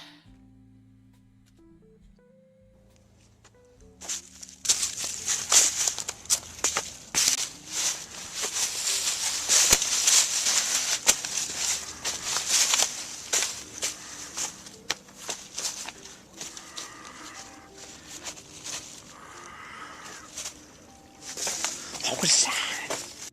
Isn't that wild? Right here. Look at that. That's crazy shit, bro. And this video, let's see. How old is this video? 15 years old. This particular copy was uploaded 15 years ago. So, very interesting. I partied with Macedon. Okay. Rico, here's what I want to know. Who the fuck was that band you played at the end of the show last night? That's the worst goddamn shit I ever heard. That music was so horrible. I mean, no offense to you, my dude. Like, I thought you were playing it because it was your band or something. I'm like, is Rico playing drums on this or something? And it wasn't you. And I was like, dude, this music is the worst. Then Ted starts texting me. He's like, what is this music? This is the worst shit I ever heard in my life. Oh, sweet Jesus. And I went to the Warped Tour in those years, and I don't remember that. I don't remember seeing that. Oh my God. What band was that? Glassjaw? Is that what they were called? Holy smokes, dude. This is the worst shit I ever heard in my life, dude. Anyway.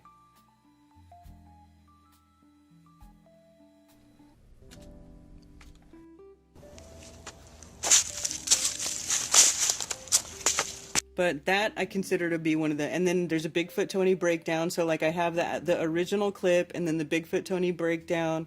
And then I have the original clip of the Skunk Ape. I think I saw Skunk Ape 1 and then Bigfoot Tony's breakdown. So what you'll see is, you know, the original clip and then if you let it play in order, you know. And then Paul Freeman video and then Bigfoot Tony breaks down the Paul Freeman video.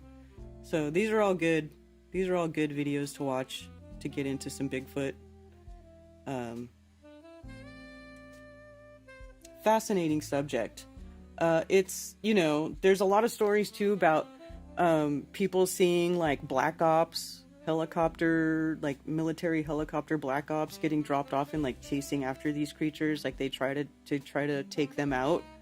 So there's something definitely gatekeeper-ish about the whole Bigfoot subject. I think that's why there's so many hoaxers, because they're trying to invalidate, real witnesses or real people who really see these things or have real encounters, or take possibly real video of these creatures, because they really, really want this subject muddied up real bad. So there's something actually very fascinating about how much this subject is gatekept and mainstream, especially because they make it sound like all scary and it's all like horror movie, like, oh, mountain monsters, they're gonna get you and rip your arms off and stuff. But it's actually not like that at all, even though there are stories of people being murdered by Bigfoots. There's a lot more to it than that. There's definitely something. There's something about this creature that the powers that should not be really don't want the truth to be known about them. So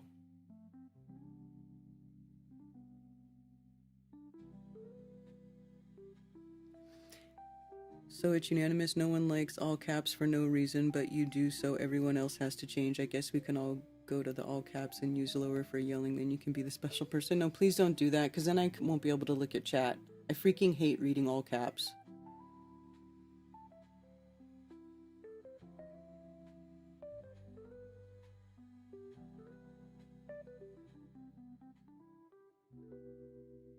Not all bands were at all shows on the Warped Tours. Oh, I know.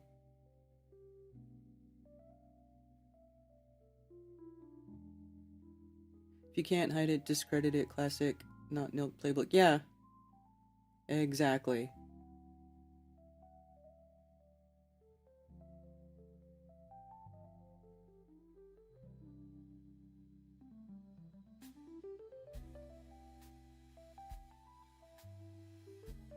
Where are the white women at? Yeah, I know.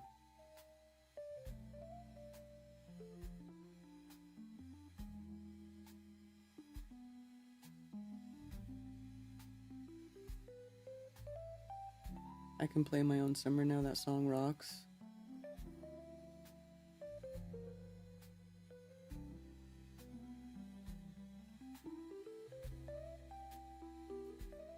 He was? Oh, Ben.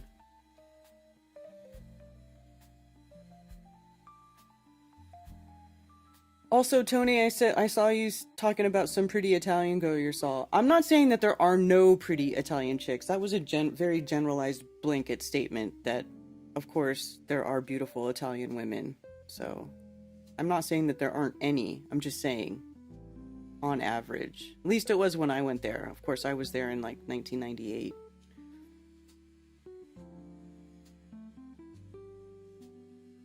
They opened for Deftones 2 different tour cycles.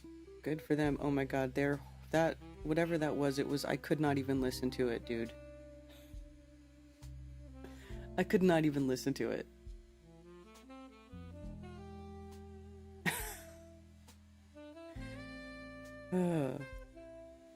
Anyway. I digress.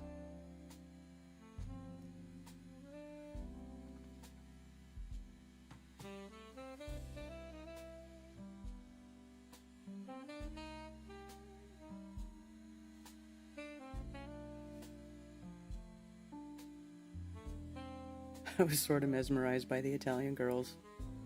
Hey man, I was a little bit mesmerized by the Italian men when I was there, I'm not gonna lie. You know, these like tall, fit men with dark hair and a nice tan. Yeah, I don't really see a lot of that when I was growing up.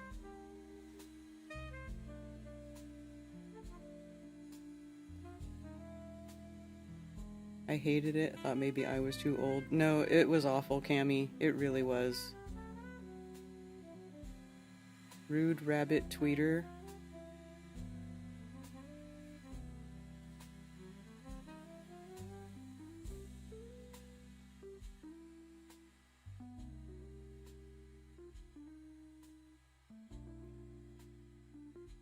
The irony, though, is that now my guy is he's like a Nordic dude. He's like a big German.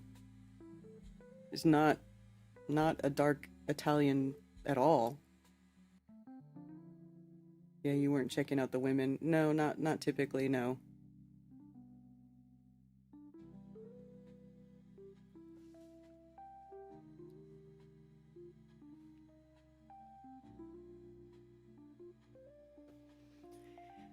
Anyway,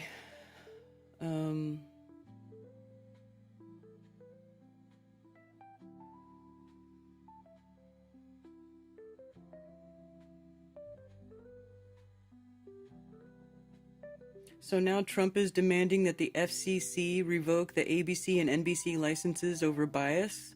August 24th, 2025, President Donald Trump intensified his feud with mainstream media by demanding that the Federal Communications Commission revoke the broadcast licenses of ABC and NBC, citing their alleged bias and 97% bad stories about his administration. In posts on True Social, Trump labeled the networks as extensions of the Democratic Party, calling for termination of hefty fees for using public airwaves. So he wants to silence these organizations. Now, I would agree that 97% of their stories are bad, but listen, this is not why. The reason why is because in 2012, Obama, who was also drone bombing children to get his Peace Prize, repealed the Smith-Mundt Act. The Smith-Mundt Act. Why don't you just put it back, Donald? The Smith-Mundt Act, officially known as the U.S. Information and Educational Exchange Act of 1948, was designed to promote a better understanding of the United States among foreign audiences, blah, blah, blah, blah, blah. But basically it meant that they could not propagandize U.S. people, United States. Here, U.S. repeals propaganda ban, okay? U.S. repeals propaganda ban, spreads government-made news to Americans. July 14th of 2013, and this happened in 2012. For decades, a so-called anti-propaganda law prevented the U.S. government's mammoth broadcasting arm from delivering programming to American audiences, but on July 2nd, that came silently to an end with the implementation of a new reform passed in January, the result unleashing of thousands of hours per week of government-funded radio and TV programs. So, Trump's over here complaining about these news organizations putting out bad, but this is telling us that now it's all government-funded bullshit. So why don't you just put this back into effect and fix it, Trump?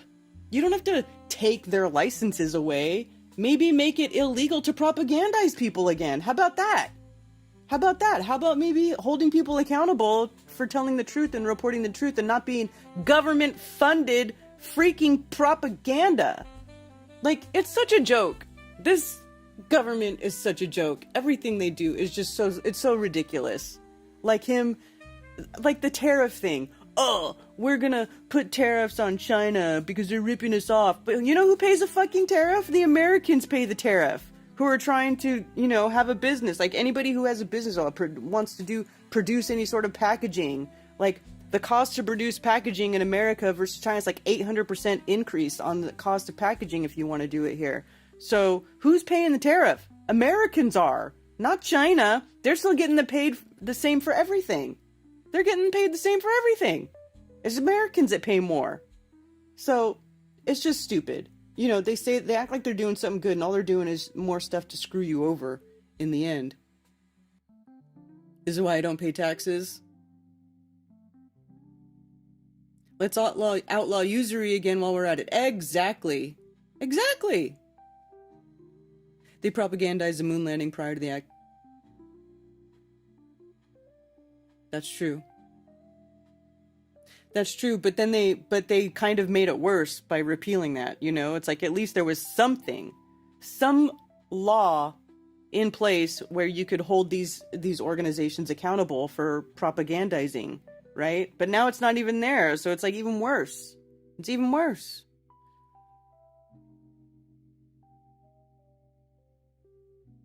If you can do it under the table, do it, yeah.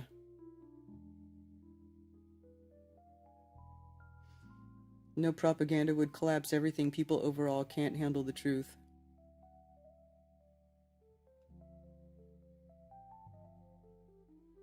All I see is propaganda, and all I need is proper ganja. It's crazy that people don't like that homicides went down this week. Where exactly did homicides go down this week? Oh, look at John is saying the same thing as we repeal the Smith. Exactly. Plenty of turkey. Look at your notifications for Bigfoot. Okay.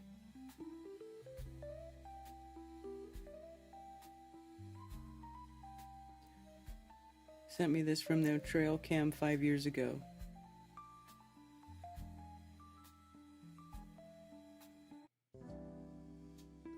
That's weird.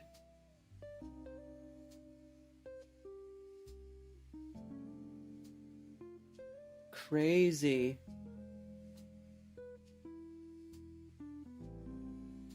It's too bad it's just a photo. I wonder if it would be cooler if they had like a video, like if it would take video. I put a trail cam out and I had no luck.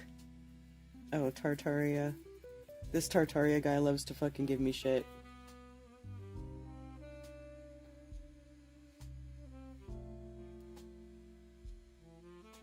So a Tartarian is a thief. Oh, the irony. They love their euphemisms? What does that mean?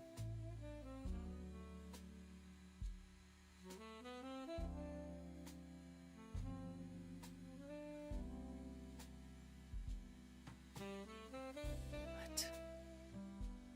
This was one of the many vices used to bastardize the etymology and name.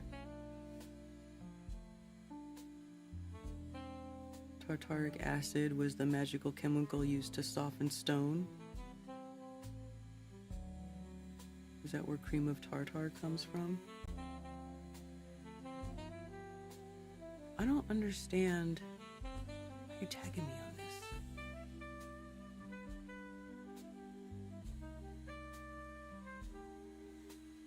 How Tartar, well, from my understanding, how Tartarian got,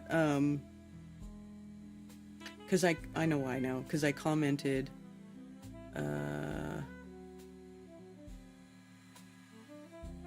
so this person says, looked up Tartarian in my family's 1870 Webster Dictionary before they started deleting history. Right, okay, yes. They deleted history so bad that you guys keep finding Tartarian shit. Oh, it must be a miracle. I certainly don't believe that these people are actually that good of researchers, because they suck at everything else. So, where's the Tartarian? So, Tartarinated, Tartarian. A tartar or to a thief. Right here says it. Tartar. A tartar or a thief. Now, I started looking at old books that wrote about Tartary or Tartaria or whatever over there. That's like the Russia-China wilderness area that was known as Tartaria.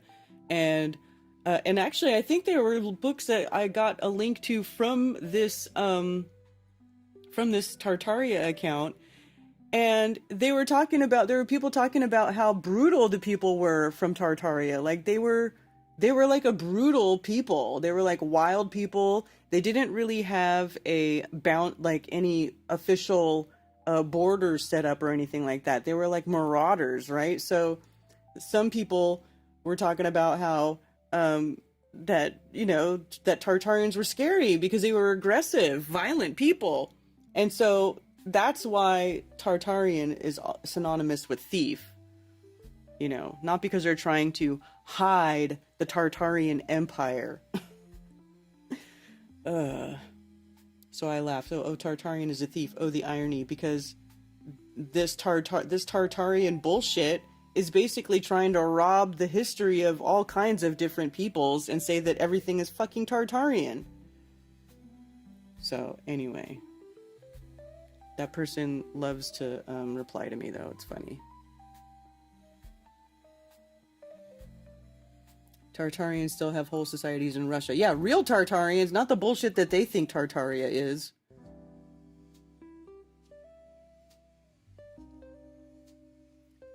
What's this?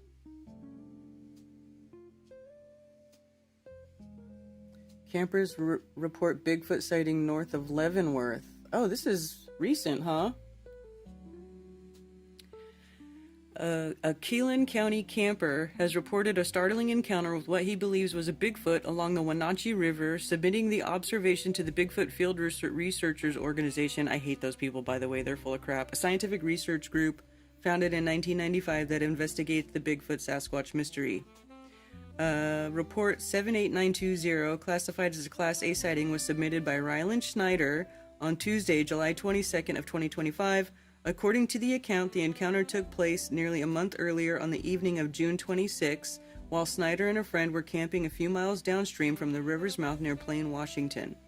The campers were relaxing above the riverbank on a cliffside campsite when one of them spotted something unusual through binoculars. My buddy's face went blank like he had seen a ghost, Snyder wrote in his report. I just kept talking and he wasn't responding. After retrieving the binoculars at his friend's urging, Snyder said he peered through and saw something extraordinary.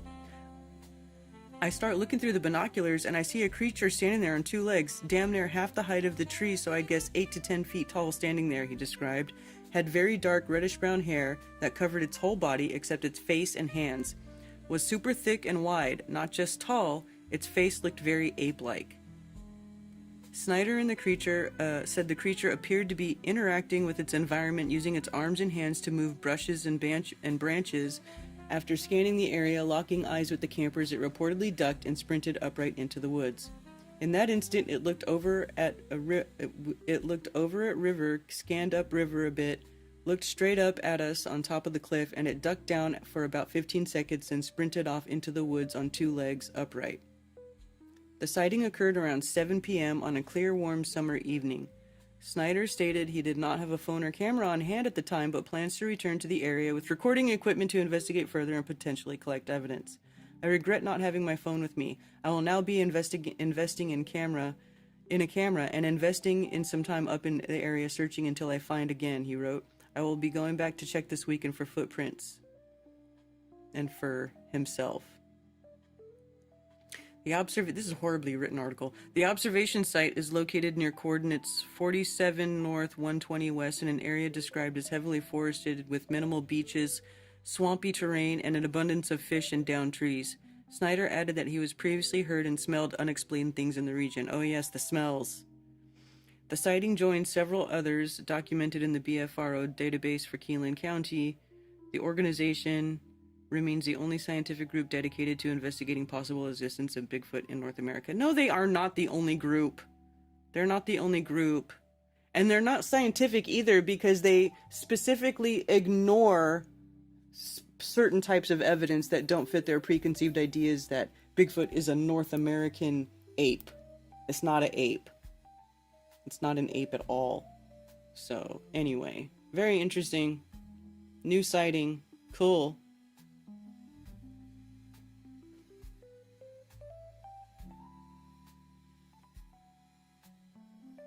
Stolen history, yeah.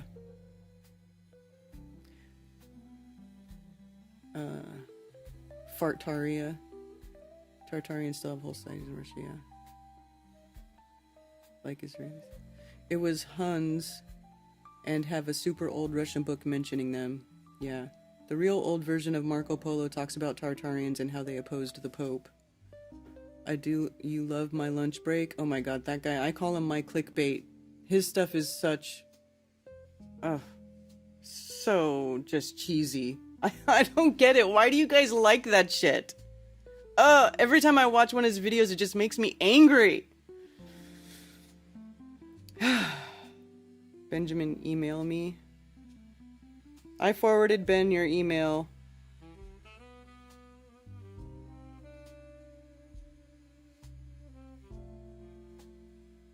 Tartaria was real, yeah, but it wasn't what these people think it is. It's not like some lost civilization that built everything that we know about. Like, you know, they act like they freaking built everything here in America and, you know, and we founded it. Like, it's just so retarded. It's so retarded.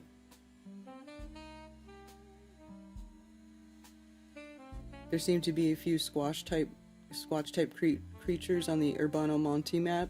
Oh yeah, there's all kinds of cool stuff on the Urbano Monte map. I mean, Native Americans have talked about... I have some old videos of Native Americans talking about them Bigfoots. Like an old Native American dude talking about taking all the children out into the woods and telling them, look around, what do you see? And everybody's like, oh, I see this, da, da, da. And like, when you see one thing where it's a tree, and then you're like, look again, it's not a tree. That's just crazy, man. It's crazy.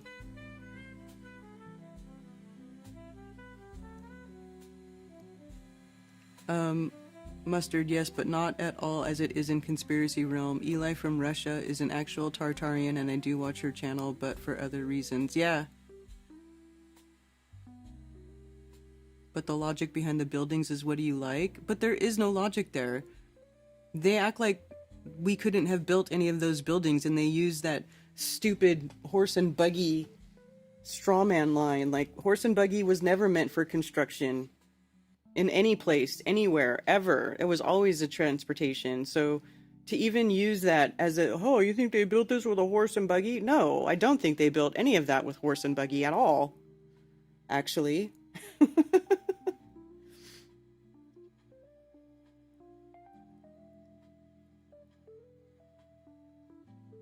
Atlanta is Atlantis. I know, they get so ridiculous, dude. People love to make shit up. They just love to make shit up. And, you know, and everybody, you know, they're good at making videos and putting on some, like, suspenseful music, and it just draws people in. I get it. I get it.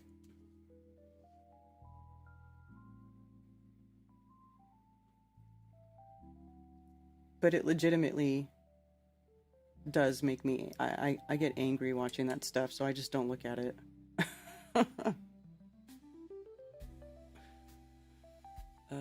No, that's not what I want. Where's the Urbano? Here we go.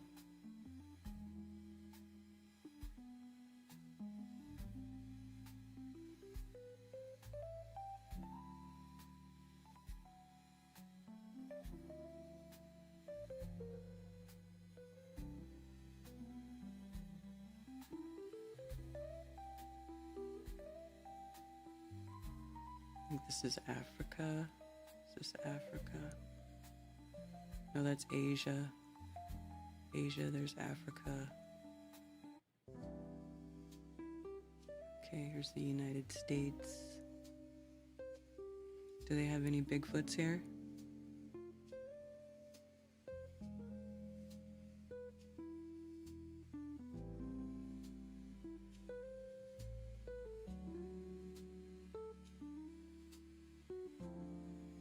Goats, lizards. This looks like some weird flying creature. Looks like a griffin.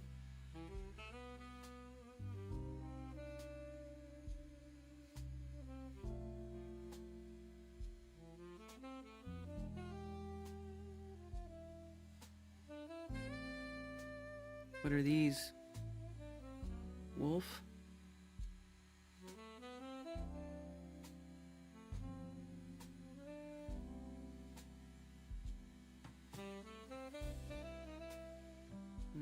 Those look like people. Dude riding a horse. Ooh, right here? Where's those monkeys?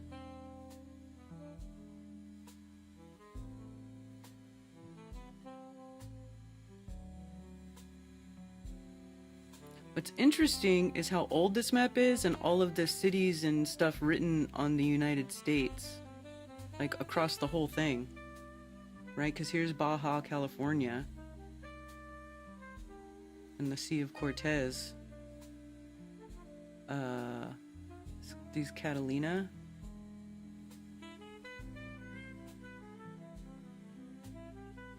These, no, that's too far south. So. Look at this. There's this big island too. This is supposed to be Japan. They had the placement and size of Japan wrong. Tell you what. Because Geopolitical, Isolo, so that's supposed to be the island of Japan.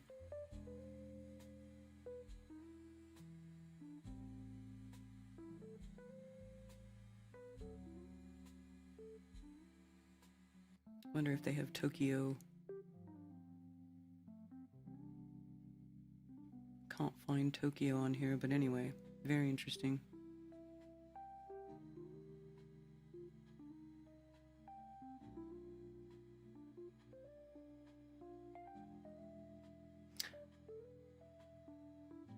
They have the islands in the center.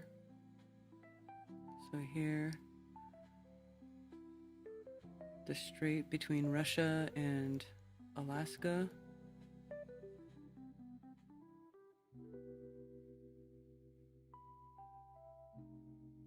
Terra Incognita, Mara de Bargo, Mara del North Giaciato. Did I say that right? That's like the cold sea. It's like the frozen northern sea. Hey, look, Mare Tartario. Right? And that's above the Russia part right here. Right? So this would be like China, and then Russia is over here. And so this part in between is where the Tartaria stuff allegedly happened. So here's, let's see.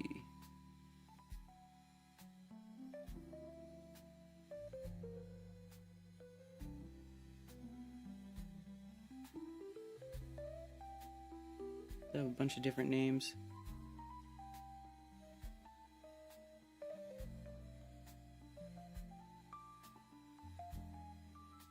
I thought I had seen the actual word Tartaria on here before, maybe not.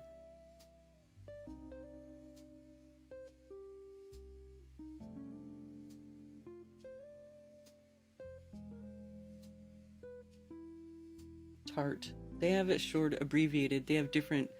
Oh, I see. They have different sections of tar. See, it goes tar. So it's like... whatever that is, tar. Like, tar was like the end of it. It was all different sections of Tartaria.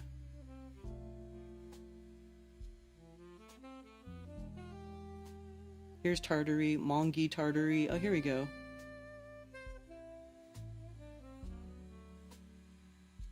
Yeah, so like getting into China and stuff. And actually, inside China, there's a Tartar city that still exists. It's like, let's see.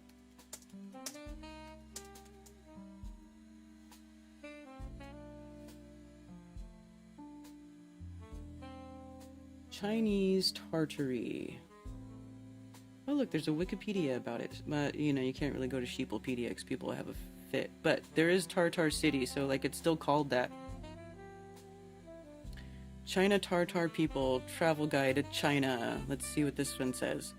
The Tartar ethnic minority live mainly in Yining, Taching, and Urumqi in the Xinjiang Uyghur Autonomous Region. Historically, this minority was known as Data and first mentioned by the Tang Dynasty. The national census in 2000 recorded 4,890 Tartars.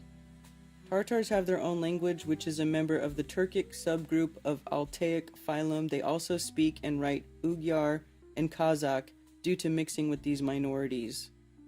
So in other words, they have their language is a mess.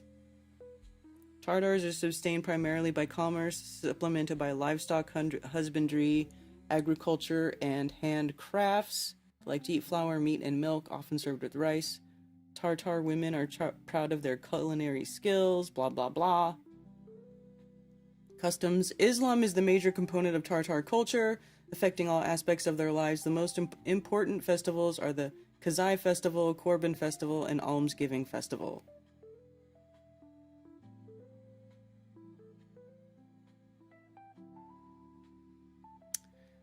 So, anyways, there you go.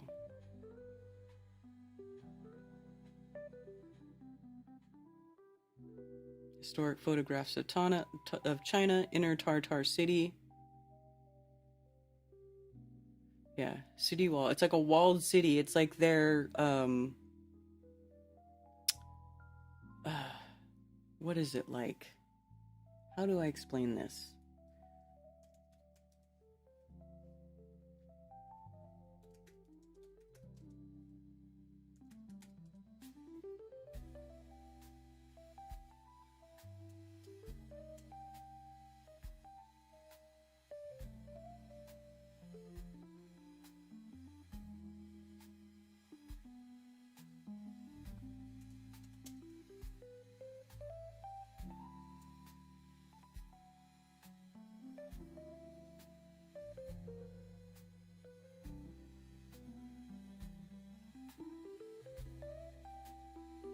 So there's actually a lot of things with the tar name still in China.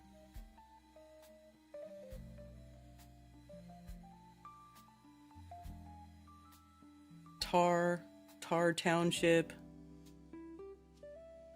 Tarklac, Great Wall of China.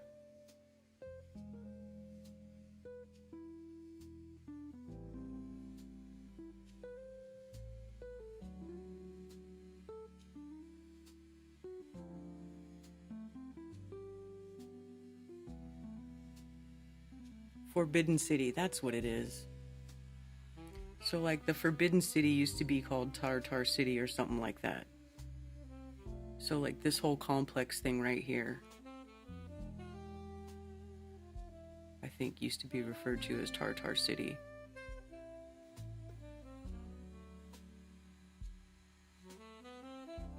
It's got a moat around it. Pretty sure that's what it was.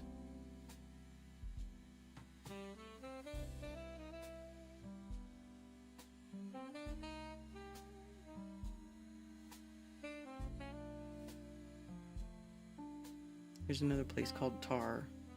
Tong Tar. Tar Ping. Tar. Republic of Tatarstan. What's this?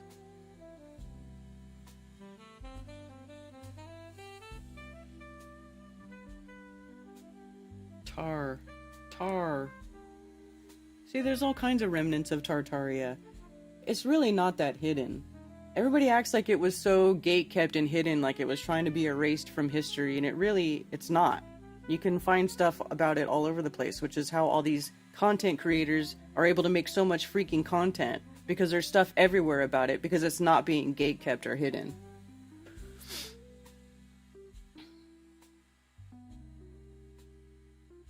Mongolia, yeah. Also Tartarians and Russian cities. Yeah, man. How hard is it to turn caps lock off? That's what I'm saying. And then they try to say it's like, oh, it's because he doesn't see so well. You can see to freaking type. Like, there is no... The keyboard has all caps on it, so you can see the keyboard. I don't understand how that makes it so you have to use all caps. Like, are you typing or not? Because there's another guy who watches a lot of flat earth stuff. He's a flat earther, and he's legally blind, and he doesn't type in all caps. He's able to type in normal upper and lower case stuff. He commented on one of my videos the other day. So I don't buy this, oh, I can't see unless I type in all caps crap. I do not buy that excuse at all. Because I literally know somebody who says they're legally blind and they're able to type in normal typing fashion. So how come that person can do it and you can't? Make it make sense. Holographic Earth.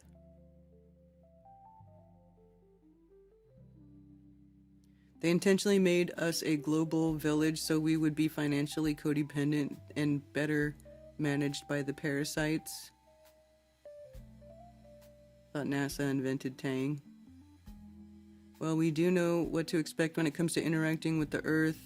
Example, building, measuring, flying airplanes above, circumnavigating. Yeah, exactly. Yin Yang and the Flat Earth representation.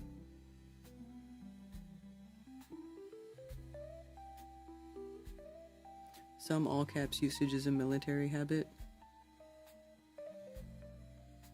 Why change the story of Marco Polo? I don't know. Who changed it? Was it changed? I don't know.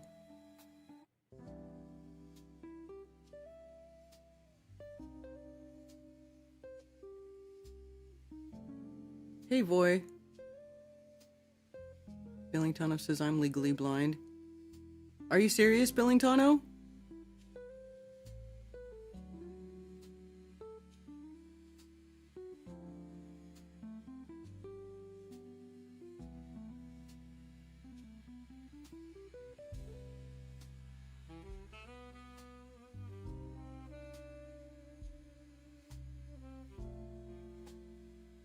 I'm on a Wii phone. It doesn't make sense. The keyboard is the same. You're using the keyboard to type. It shouldn't matter. Why don't you do speak to text? Why don't you talk? You know what I'm saying? Like, there's just a million ways to not be annoying. They make it easy to not be annoying with all caps. Only brick melters and ambulance drivers speak in all caps. That's funny. I like that. I have one from 100 years ago and the whole Tartar concept is taken out. How so? Cause like, look, let's go to archive.org. Let's go to archive.org. Tartaria. Go.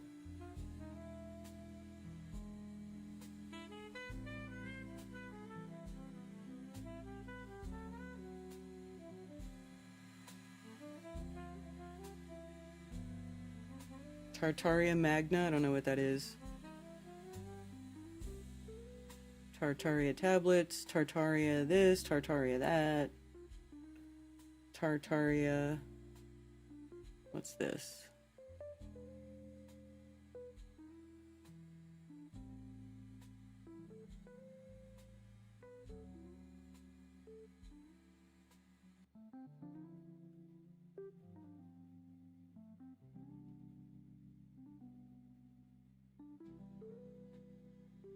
So this is China, Tartaria, Tartaria, Magni, whatever, Latin, gibberish, Octenus Tartaricus. So here is I guess an old map of what was considered Tartaria, right there. China is right there. Tartary, Kazakhstan. Okay, so it's all the same place that we basically already knew where that was Tartarian. Okay. Let's see. Asiatic Tartaria. Let's see, what's this?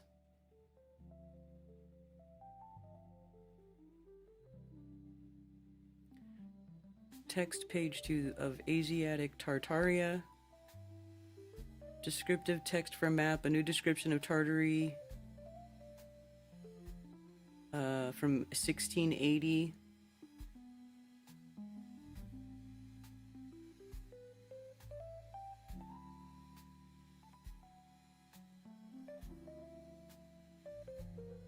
So here it is talking about, it's basically a description of Tartary.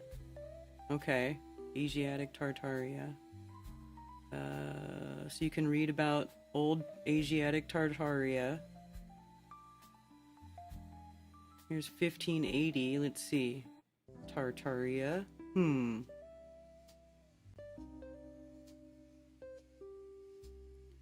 A discovery of the countries of Tartaria, Scythia, and Cataya by the northeast, with the manners.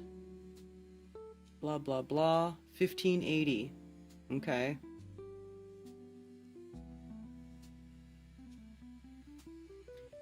There came of late to my hands, right worshipful, a discourse, the several and I can't read these whole because they have F's as S's.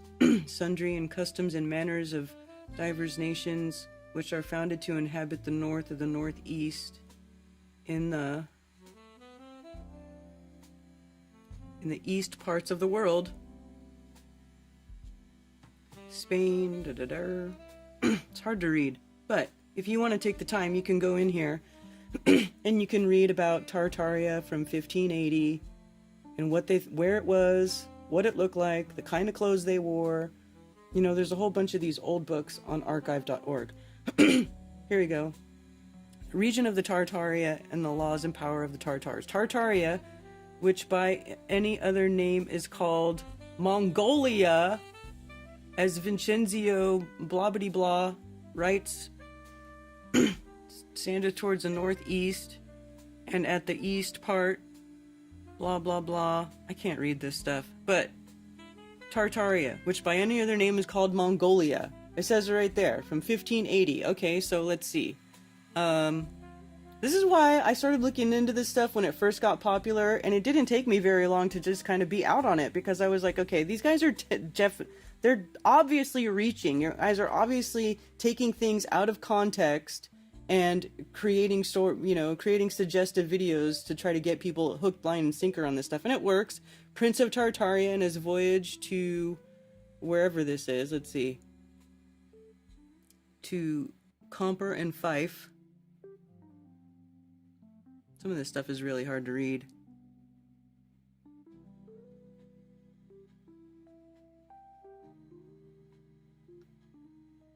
Oh, the second page gets better.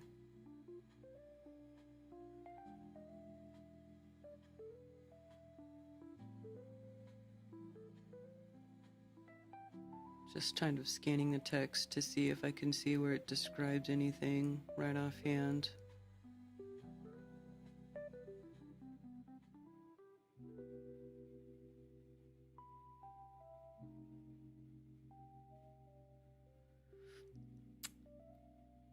Oh, here we go. Which moved his Tartarian highness to confess that he what was for its...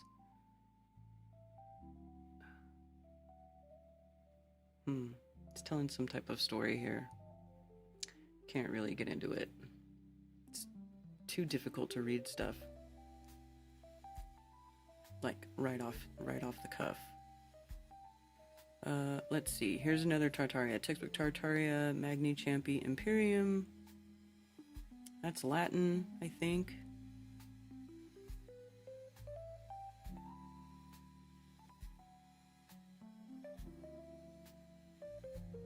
Oof. Oh, this is Latin. I took 2 years of Latin. I'm gonna tell you what, Latin is a very difficult language to translate. But that might be worth translating if you're into that sort of thing. There's another map. You know what I'm saying? Like, there's stuff on here for days. Look at all this old Tartaria shit. Tartaria Chinese. There's some maps. More maps. Tartaria. See how these guys got so much content? Because there's stuff everywhere about Tartaria. It's not being hidden. Here's China. Tartaria! Oh my gosh! It's a miracle. How did we ever find it? It's so hidden. It's so buried. Can't find anything on Tartaria.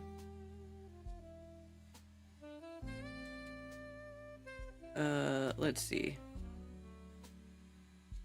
Some a little bit later. Now this one's from 1500s. Let's see. I like looking at the older stuff, although the writing on it's harder to read. The older it gets, the harder the writing is to read.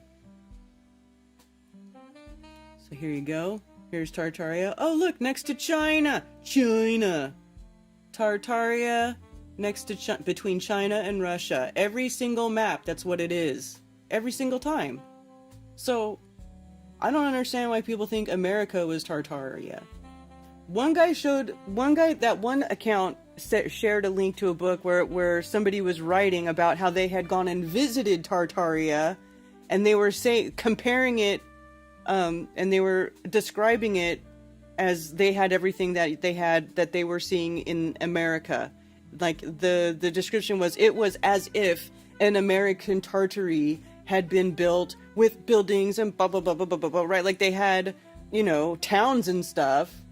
But it wasn't saying that America was Tartaria. They use that to, like, just make suggestive stuff, and then people don't read. They don't read the context that come from the book, and then they just believe it, that it's Tartarian. Ooh, this is a big file. Tabula Geographica, Russia, Magni Pontus Euxenus Sumari Nigrum. See, this is all Latin. Nigrum et Tartaria Minor. Romania. So again, in this area. Oh, look at this. Is a nice map. This is a nice high-res map. Ooh, I'm gonna save this.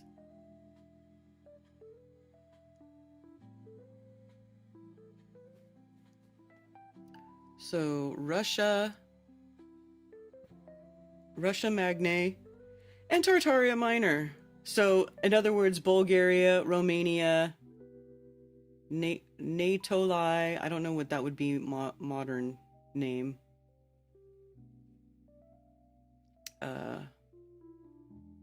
Because, you know, things change name over the time. These places. Oh, wait, I just saw where it said. So here we go. Tartaria Minor. So maybe this is later. Oh, look, Crimea. The island of Crimea. There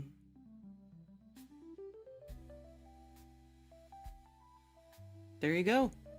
Another little Tartaria. Because it's not hidden. It's just not. There's tons of stuff on Tartaria all over the place. Anyway, all of these books trigger the Tartaria search term, so have fun. Go to archive.org, search up Tartaria, and you'll see. You'll figure it out. Oh my god, who put dumbass Martin on archive.org? Oh Jesus. Yeah, archive your ridiculousness. Martin Liedtke and John Levi reveal our true history. Oh, it's freaking hilarious. John Levi. Oh, I walked my dog today, and I saw this broken brick on the side of the road, and I wondered what the story was behind the broken brick. And I wondered if it was Tartarian in nature. Sorry. I just have no... There's always some manipulation of propaganda trying to hide details of what could have been. You're never just gonna have truth presented. You have to test it. Okay.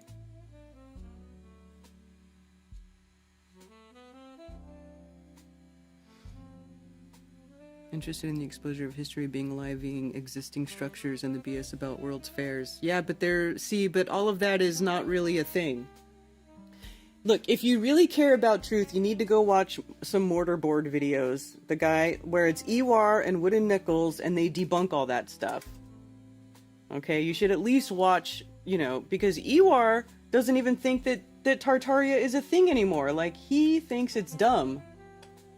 So, let's see. And he's the guy who, like, basically kickstarted this with his, you know, lost history of Flat Earth video that he made.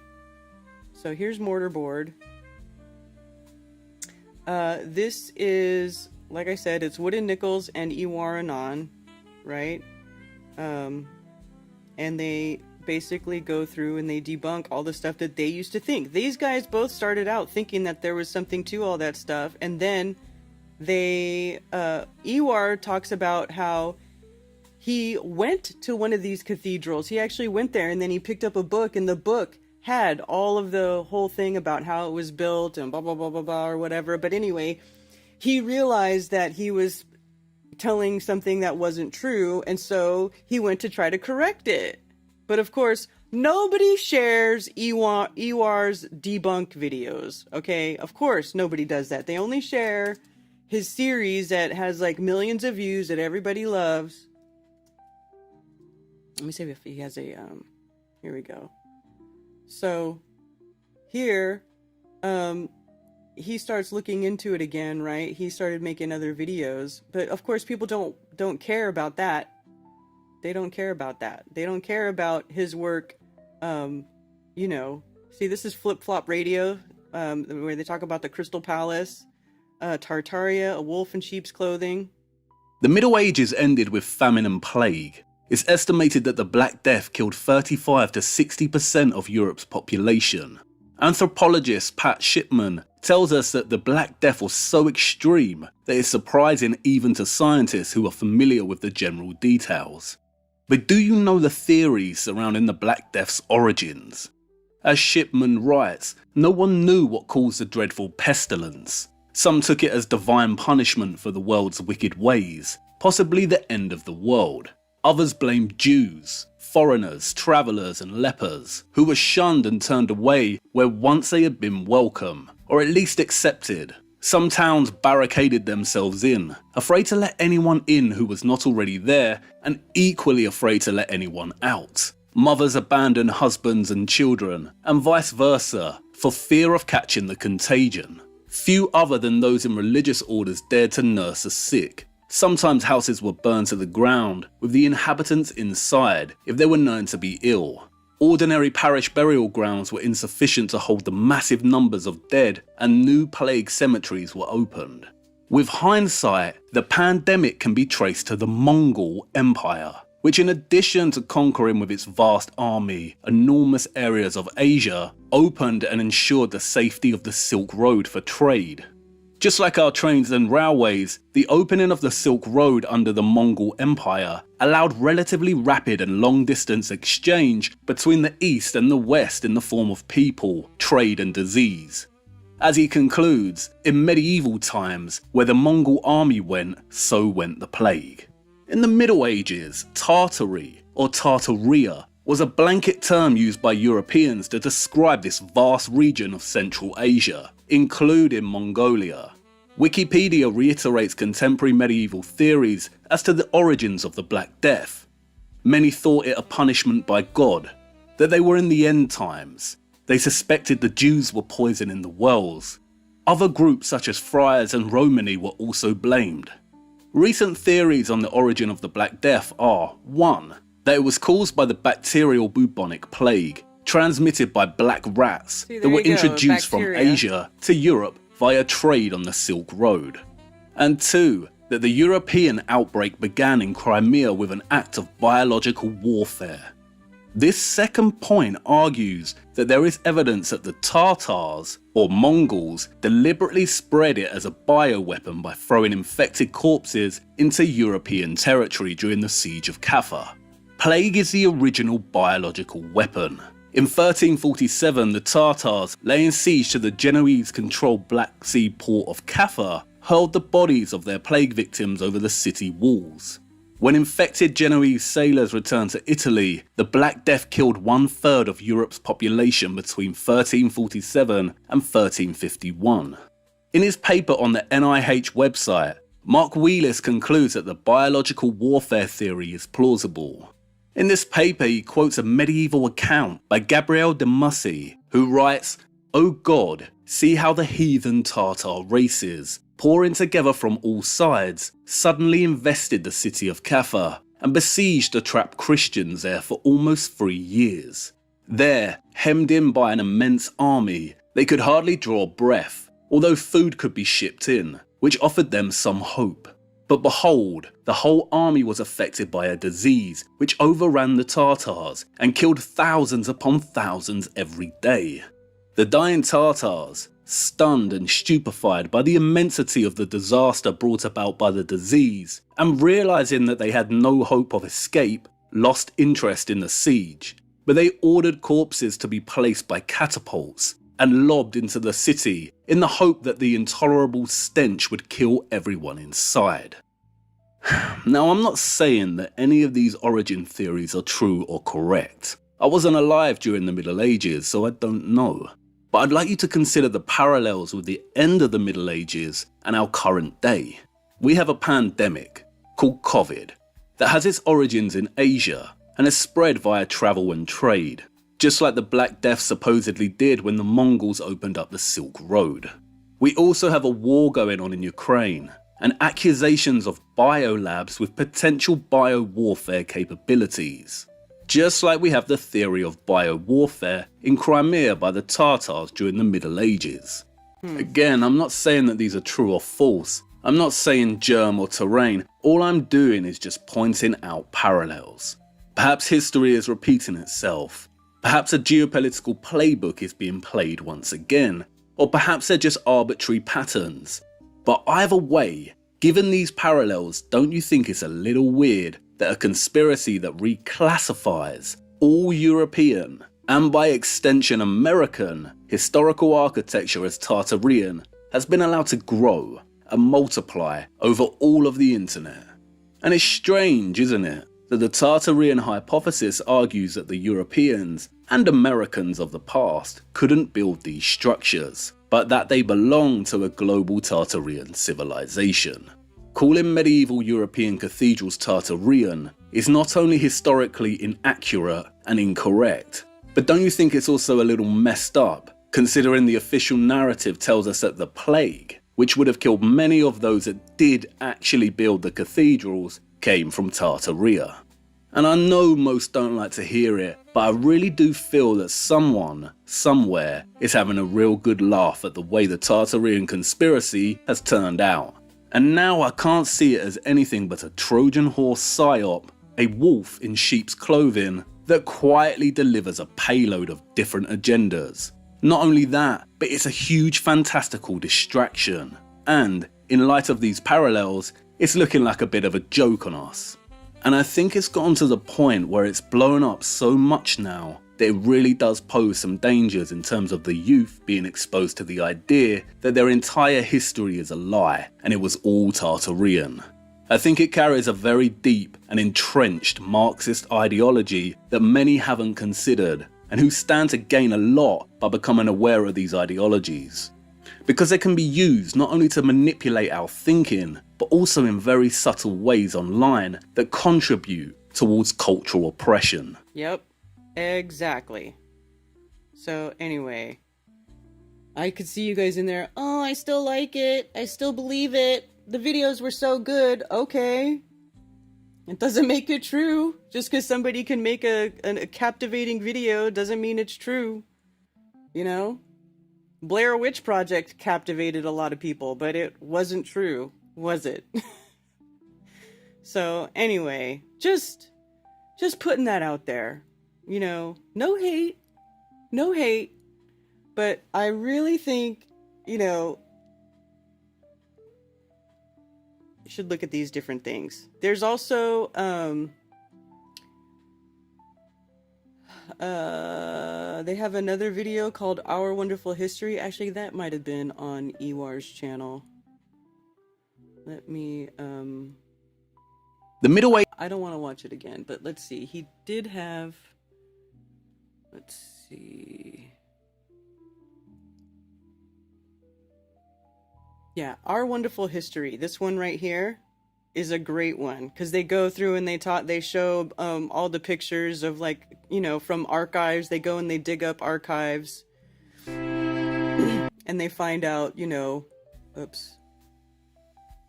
Let's see. I think they had, see, look, here's the archive. They even put a link to the archive collection.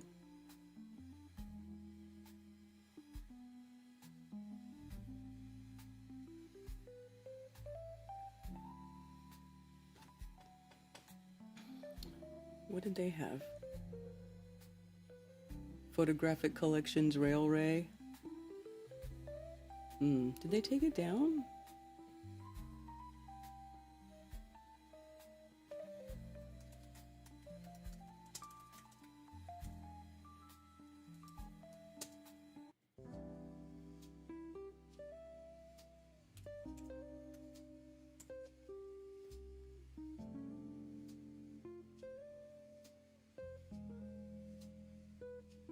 Anyway, so here, there's a whole bunch of old photograph collections, Oxford Publishing Company, Rail Print, Monochrome, blah, blah, blah. Anyway, tons of pictures that you can go look through. I'm not going to start going through that all here now.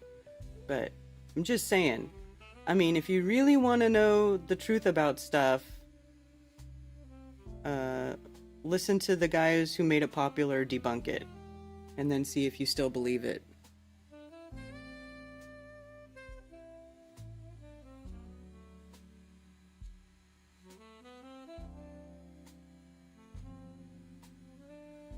Please don't tell me Breaking Bad was fiction.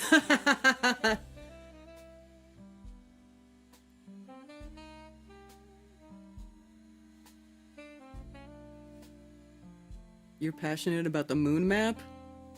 That's hilarious.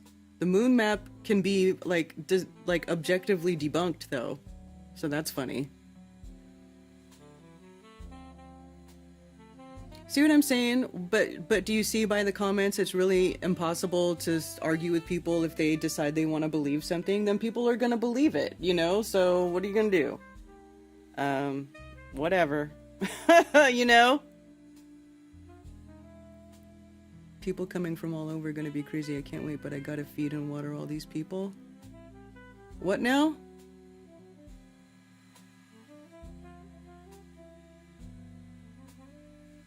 Oh, what are you doing, conspiracy music guru? Do you have a video about it, or are you just doing a meetup, or what are you doing?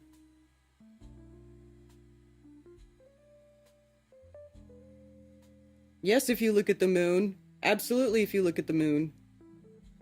I made a whole video where I compare that moon map to a photograph that I took of the moon with my camera, so I know it's a real picture of the moon, and I showed that their drawing doesn't even match the moon. But whatever. People like stuff. People like fantasy stories. It's okay. It's okay. You can like your fantasy stories. Whatever. Alex having a big party. That's what I heard. But I'm curious about the details. Like, is it going to be at your house? Are you having it like at a club or something? I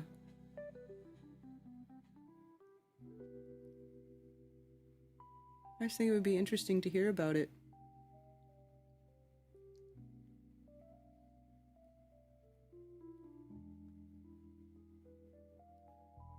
Send me... no. Okay.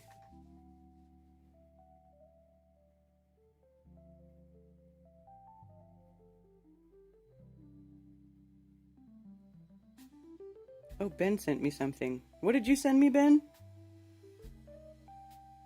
Oh, shit. Hold on. Let me download these.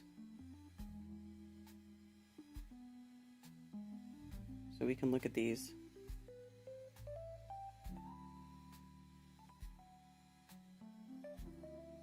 Russian fairy tales.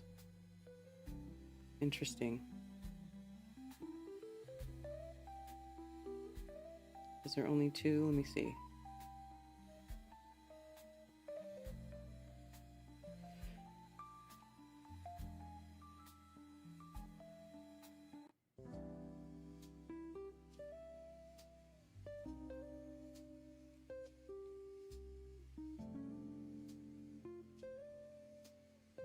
Here we go.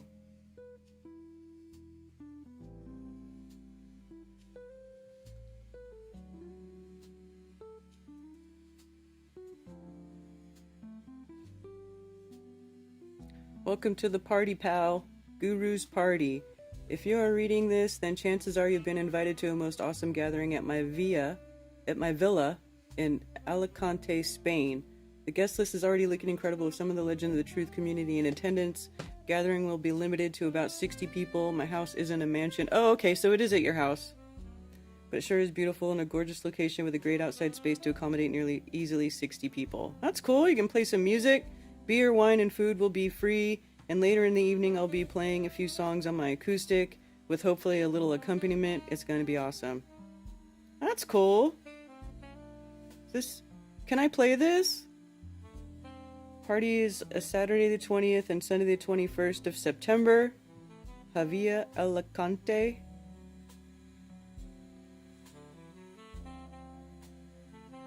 Well, these people better bring you some cash to help pay for this stuff. How awesome. People should bring stuff. Should make it like a potluck. So there you go. You have a donation box, or you can donate here. Drone shots of the local coastline. Oh, shit.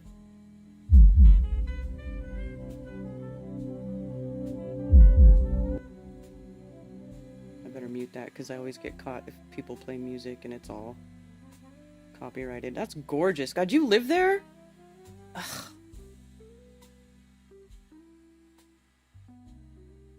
Wow, that's nice. Woo! I want to go back to the Mediterranean.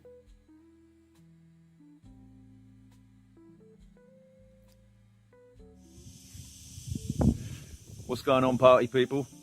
If you're watching this video, then chances are you've been invited to my party. Well, when I say party, don't play for invites only. It's going to be a marquee. Sorry. Okay, I'll close it. My bad. My bad. Me malo, me malo, me malo. I'll close it. Really? It looks great though, doesn't it? Yeah, that looks great. I closed it. Did I close it in time? I hope I closed it in time. I'm sorry.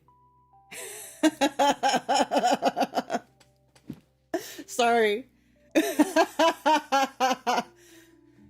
I'll look at it later. But the drone stuff looks great. The drone stuff, that's amazing. Weed is looking good this year also. Awesome. Cat's out of the bag now. No, I didn't play the whole video. I think it's okay. I hope I didn't show anything I wasn't supposed to show. The cat's out of the bag, meow.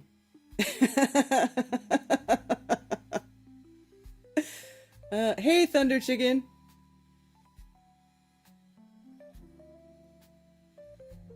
Just got Watson and Grace on some bro to Sunday the 31st, talk about Esoterica, art, etc. Book up posting, adding Woodsage trivia. Who's about to tell us the secret password? Alright.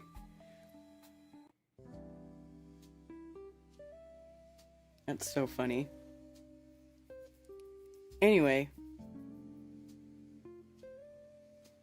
Yeah, so I just don't believe that Tartaria is like an actual like a legitimate conspiracy, but that's just my opinion. You guys believe whatever you want. You know, I found after Flat Earth, you know, I started looking into other stuff, other interesting subjects started coming up, but when I put them, you know, but when I started to investigate them, they didn't, you know, hold water or have any like truth behind them, so I just kind of let them go. But it's crazy how so many of these things just persist. They absolutely persist. I mean, it just makes me wonder, like, are people really that bad at verifying information on their own? Is it really that hard to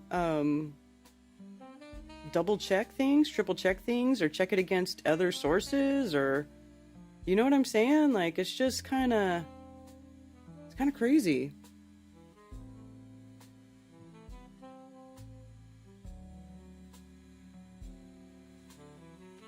Gorgeous place, Alex, yeah.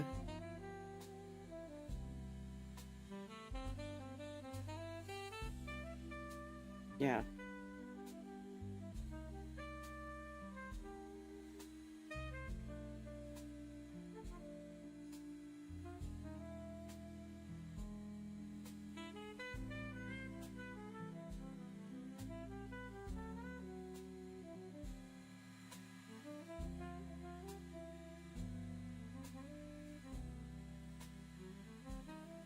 They got sea serpent. Is this supposed to be Australia? I think this is Australia.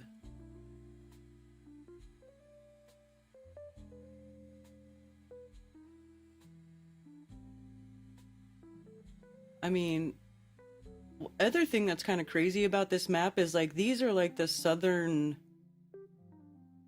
So yeah, this would be Australia here, and then they have like snowy Antarctica here, and then they have these crazy creatures. Like, there's no creatures in Antarctica.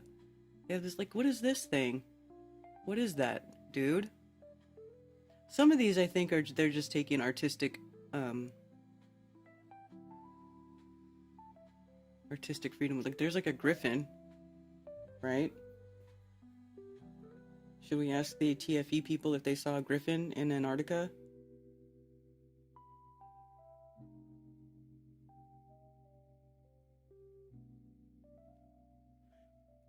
It's also interesting too because they talk about these different kings that had that were ruling over these different parts of Antarctica, like as if the treaty goes back to the 1500s. Thank you for calling Coffee Talk. You're on with Karen B. Hi, Karen. This is Lloyd. You're talking about things that aren't true. About 40 years ago, I was sitting with a buddy at a girlfriend, a farm girl's house, and she was telling us about these old timers that were exhibiting symptoms of Alzheimer's. And I'm originally from around St. Louis, and all they had in common was they drank beer out of aluminum cans. And I looked at my buddy and I said, well, you know, we've been drinking beer for thousands of years. It sure as hell can't be the beer. It's got to be the aluminum. Yeah. And they tried to find what? Yeah.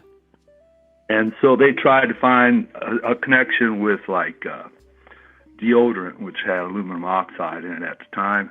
And then they went on to frying pans and cookware for aluminum. And they never, ever found a connection between Alzheimer's and aluminum. They never, what do you mean?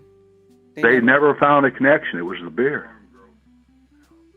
It was the beer? Well, actually, wait, now how long ago was this? It was about 40 years ago. Okay.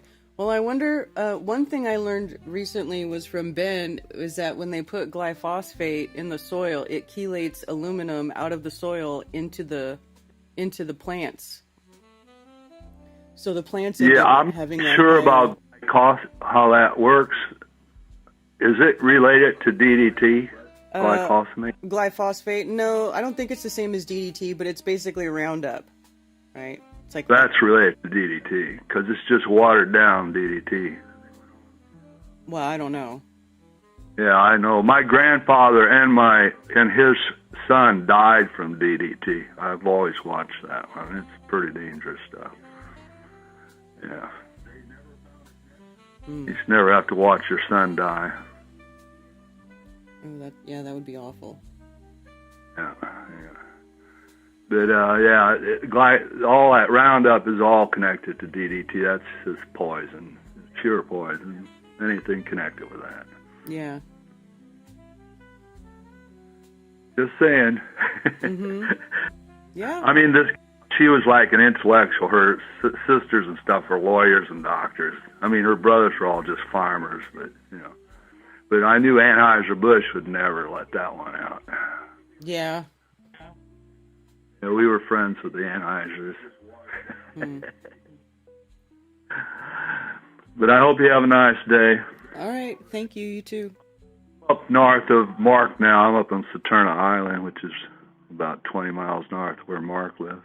Oh, yeah. Right on. Yeah. Nice up there. Have a good one. Okay, you too. Thank you. Switch to vodka then. Tartaria is just name used for omitted obvious former advanced civilization. Yeah, but there is no former advanced civilization. That's the whole thing. I think that whole narrative is nonsense. There's no evidence for a former advanced civilization. You guys it's all that there is just people who make up stories about old buildings. But nobody proves anything.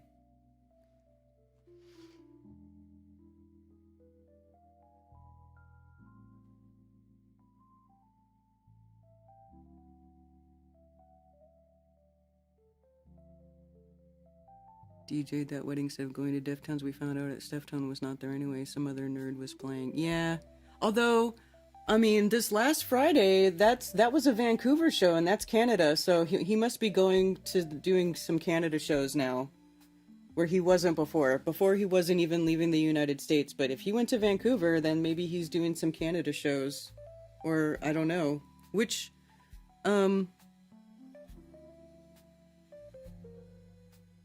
anyway.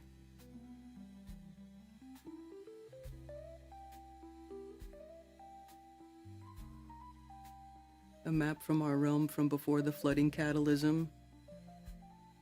Now it's still all flooded and large parts lies underwater. What?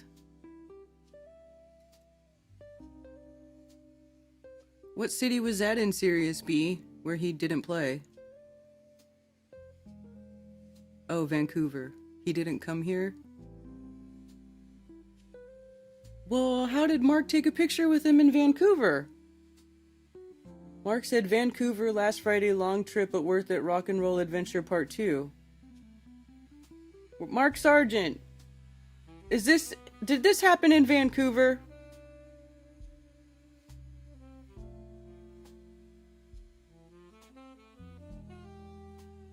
Did they do that System of a Down show in Toronto? I think that one passed already, but I'm not, well, actually I don't know. I can look up their schedule. Mark says he took that picture with Stefan in Vancouver, so that makes me wonder what happened there. Did he go but not play? Like, what's the deal? Right? It's like weird.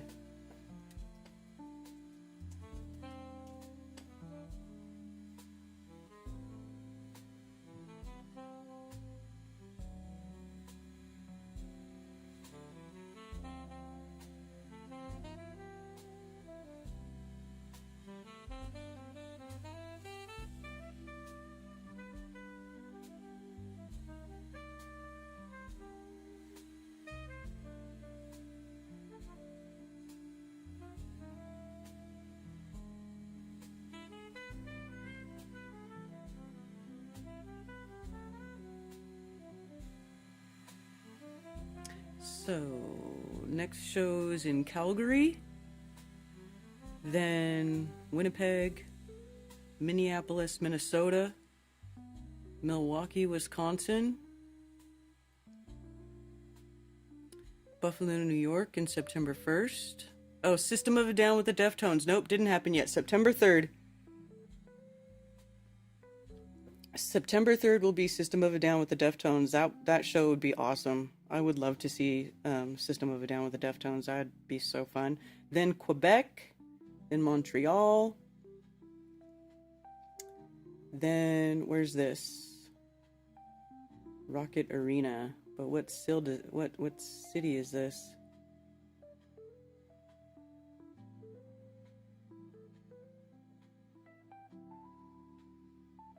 Cleveland, Ohio. Okay, so this is Cleveland, Ohio on September 10th. Baltimore, Maryland the 11th. St. Louis, Missouri on the 13th. Denver the 15th. Kansas City, Missouri the 17th. And then they're doing some festivals. Kentucky festival. They're going to be back in Atlanta for a festival. Man, I hate Atlanta, but I would love to go see them play because now they're playing new songs. When we saw them play in March, they weren't playing the new songs yet. They didn't release them at all yet. So now they're playing new songs. So now I want to go see them again. So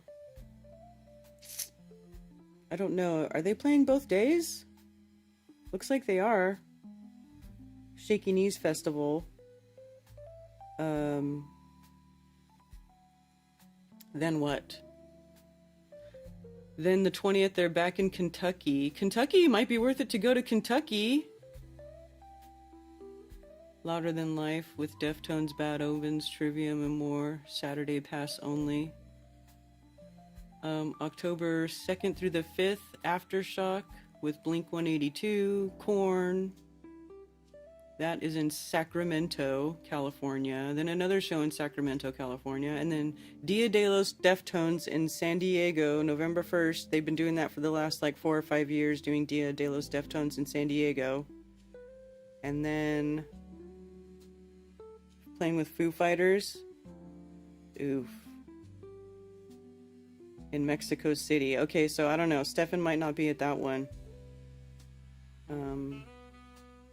Linkin Park and Weezer in Mexico City. And what? Oh, they got lots of dates. They got dates going into 2026 now. Paris, France, Belgium, Hamburg. Okay, Munich, Germany. Okay, that I'm pretty sure will not have Stefan because. Okay, United Kingdom. Damn. Their tour just is going all the way through February 20th. In the UK. Wow.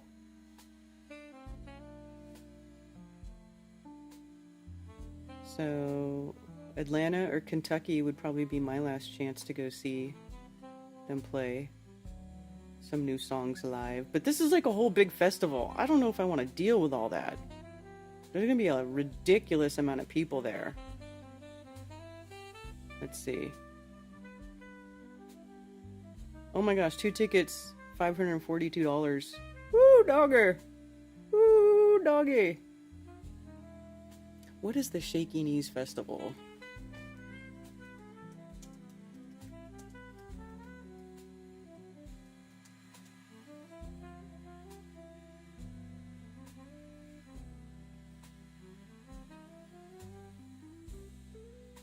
So Deftones play on Friday at Shaky Knees.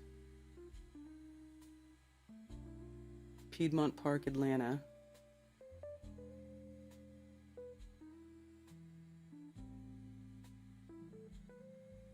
They got all kinds of bands playing this thing. Wow.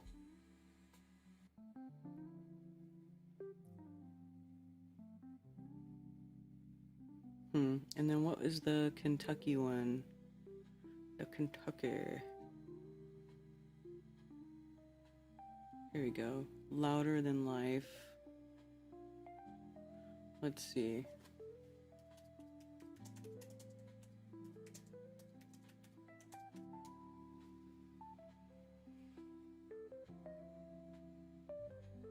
Do they have their own website? Here we go. Louder Than Life Festival info.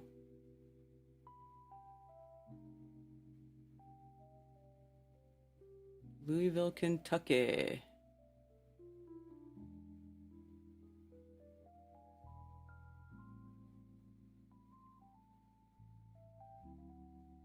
Four days, 175 bands. Holy crap. Okay, so Deftones.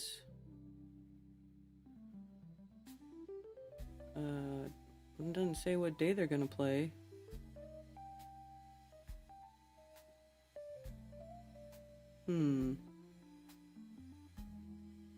Schedule. Marilyn Manson. Oh my god, that guy's a creep.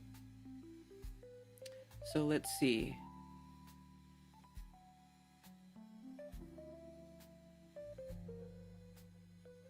Main stage 1, main stage 2. So they'll probably be on one of the main stages, of course. Rob Zombie, Slayer. Let's see. Friday. Static X. Mudvayne. Dear Managed Sevenfold. See, what about Saturday? Stone Temple Pilots. Deftones. Okay, so Deftones play Saturday at 9:55 p.m. Cypress Hill is going to be there too on another stage. That's cool because Stefan and Be Real from Cypress Hill, he's always on this podcast on Be Real TV.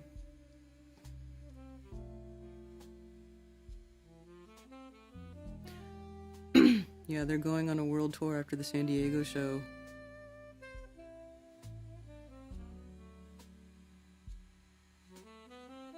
Getting Lucky in Kentucky. I seen them back in their heyday. Yeah, Sirius B. I saw them play when I still lived in San Diego. I mean, not San Diego, Sacramento. And they came back and played the Memorial Auditorium in Sacramento, which is a smaller place. And it was like, you know, it was right around like, it wasn't White Pony, but it was the album after that. The Deftones album, I think.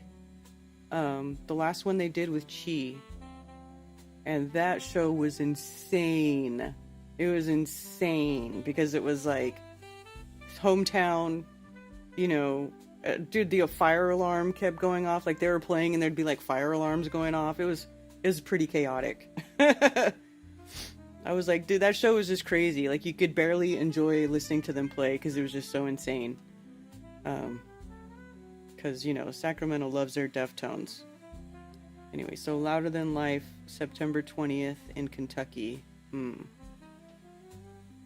I'd rather go to Kentucky than Atlanta, I'm not gonna lie. FOMO is back. Is this considered a truth channel? It's considered whatever you want it to be. I don't know. You make your own decision. NDB should go to the Kentucky show.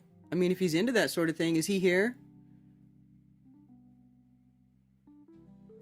Almost went to 9 Inch Nails last week. Oh, cool. I don't have $600 laying around. All right, I know. R.I.P. Wayne Static. I know. There's a lot of, like, Stone Temple Pilots playing without, like, who's their singer? Who's the Stone Temple Pilots singer now?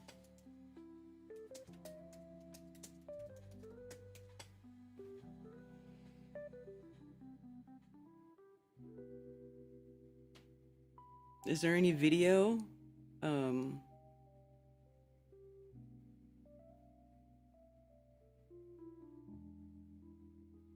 say, okay, I recognize the brothers there, but who plays the songs? Or who sings now?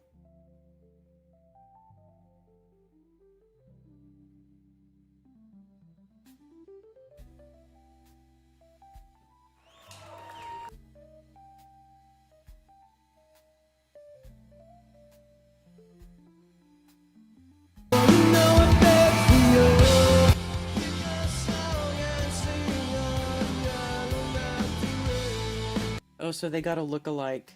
They got a Wyland look-alike. I mean, that's cool. That's cool.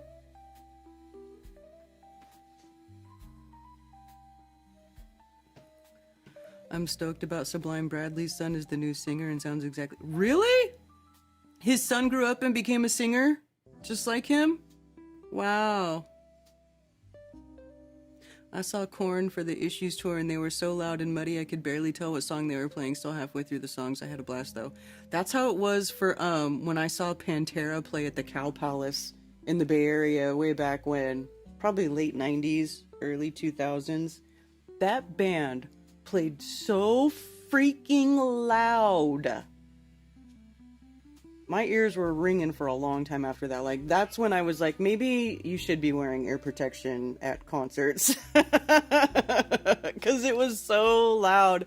And oh man, it was bad. After that show, I was like, my head hurts. That's cool. That's cool. Late, I'm not AI.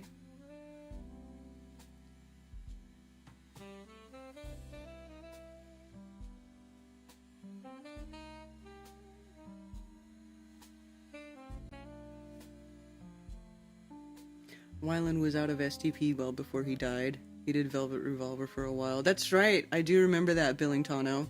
Did I tell you the story about how I was there when I lived in Folsom, California? There was a guy there that I met and his name was Seth, and he said that Scott Weiland was his half-brother. They had the same mom, and I thought he was pulling my leg, and then I found out later that it was true, and I had to apologize for giving him shit. Jealous you never got to see Pantera live. Dude, they were so freaking loud. Anyone seen Godsmack or Creed? I saw Godsmack. You know what's funny? I actually went and saw Godsmack at that same venue that I just talked about seeing the Deftones at, the Memorial Auditorium, I think, in Sacramento. I think that's what it's called. But it's some sort of auditorium in Sacramento. It's not a huge place. It's bigger than like a club, but it's not stadium, right? It's like mid-size.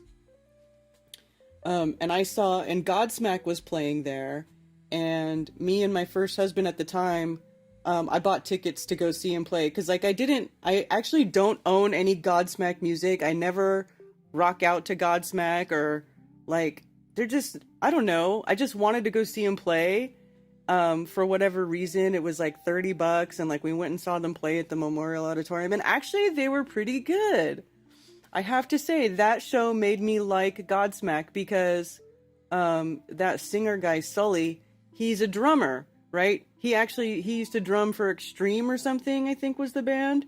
But there was this whole thing where like him and the drummer for Godsmack had like they rolled out this totally other drum set, and it became like this whole like dual drummer jam session in like the middle of the show. And I just thought it was pretty cool. It was different. You know, I like stuff like that.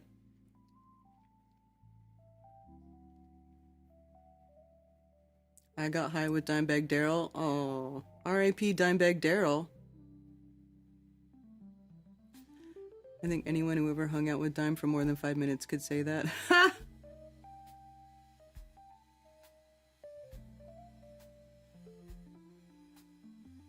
Hey, Dr. Pyrostein. I think aluminum by itself is a metal alchemical thing. You have to do some magic stuff with electricity to make it out of bauxite, but aluminum is not mined. One more groovy poisoning scheme, perhaps. Scheme whatever. This chat is crap. Yes, I'm sorry, Dr. Pyrostein. Nobody else... There's not very many chatters at Rumble. You know, I'm not an approved Rumble streamer. I don't have the special little Rumble box on my mic. You know, I don't ever get featured. I barely have any followers. And I'm sorry that my chat is so poor on Rumble. Okay, I do apologize for that.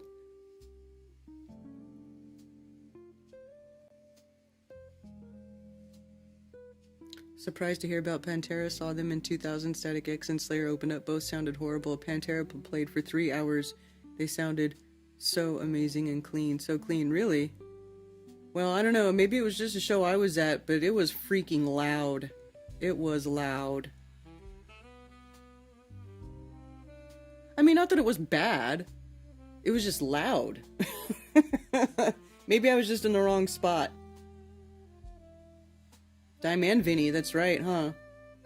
Can you believe out of all those guys that Phil Anselmo is still alive? Is he still alive? I think he's still alive. And that guy, he can't even talk right anymore.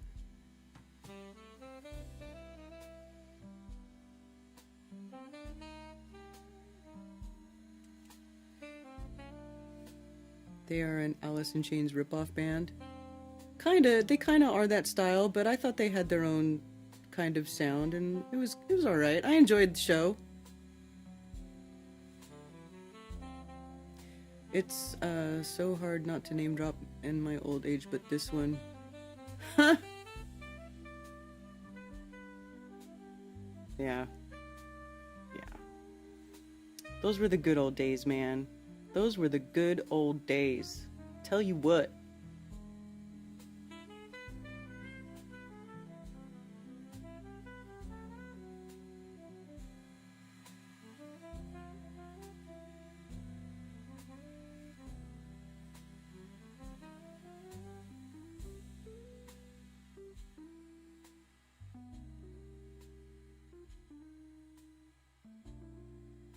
Jerusalem in 1897. This is interesting, isn't it?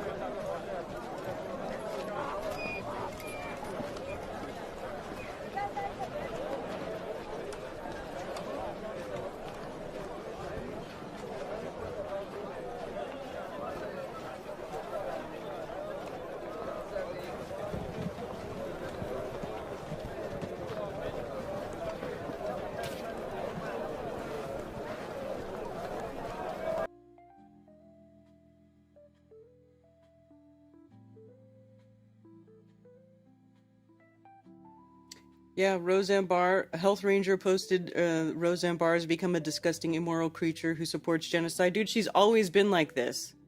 I just, anybody who thinks that Roseanne Barr is cool at all, no, she's not. She's always been a Zionist piece of shit. Look at this. Let me click on here. Real Roseanne has blocked you. I've been blocked by Roseanne Barr since 2014.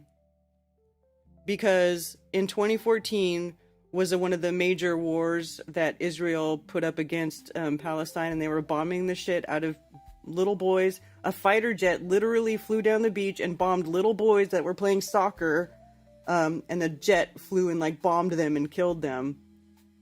I mean, you know, so she was saying something, and I forget exactly how the exchange went, but I know that it was at that time, and I know that that was the subject, and she called me like a liberal, like a lefty or something like that, and then blocked me. So, yeah, she's a piece of shit. Piece of shit. Doesn't care about truth. She sucks.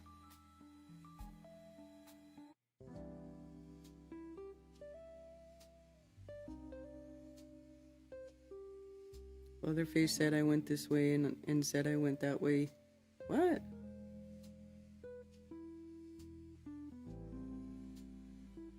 Barbara Mandrell's hand. That's about the extent of your celebrity contact.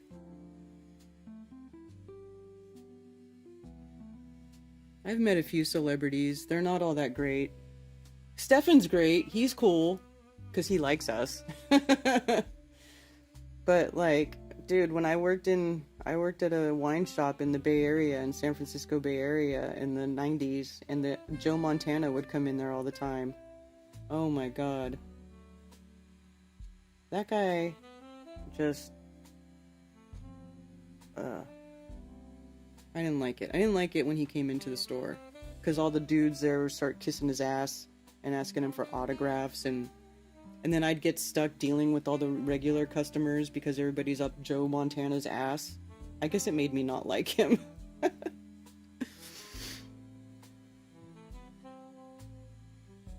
Oh dang, I did like Roseanne. I mean, you know, I know she had Dave on, but listen, when you start looking at these people, they don't really care about truth. They're just exploiting the subject matter for clicks. They don't actually care about truth or to perpetuate truth or anything like that. You know, it's all about, these people just don't care about truth. If you care about truth, then you're poor. Let's just put it that way.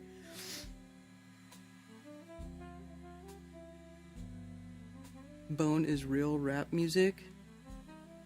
Okay.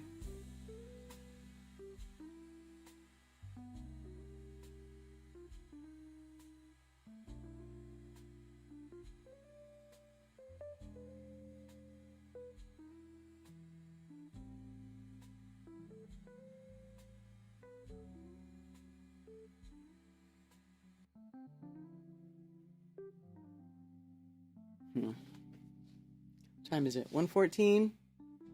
It's time to wrap it up. Football sucks.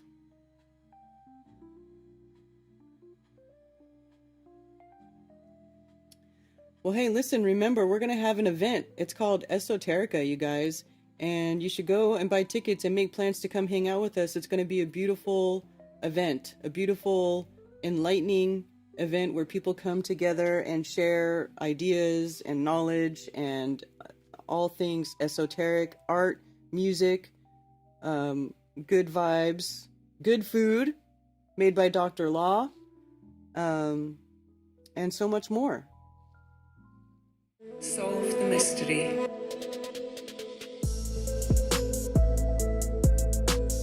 Esoterica, Music and Art Festival. Decode the mysteries of the occult. October 17th, 18th and 19th, 2025. Happening in Spartanburg, South Carolina at the Music Camp.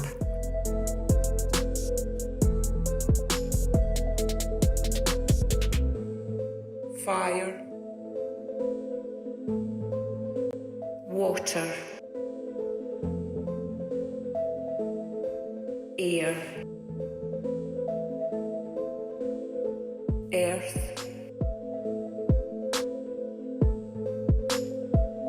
ether. Featuring Austin Whitsitt of Whitsitt Gets It. Live music by Chief Crow.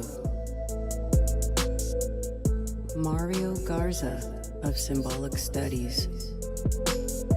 Artist Watson Atkinson.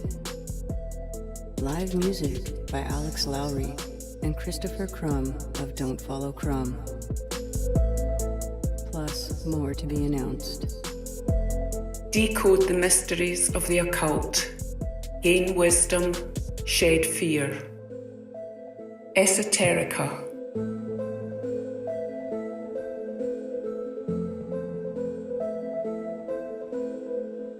Go to esoterica.world for tickets and for more information.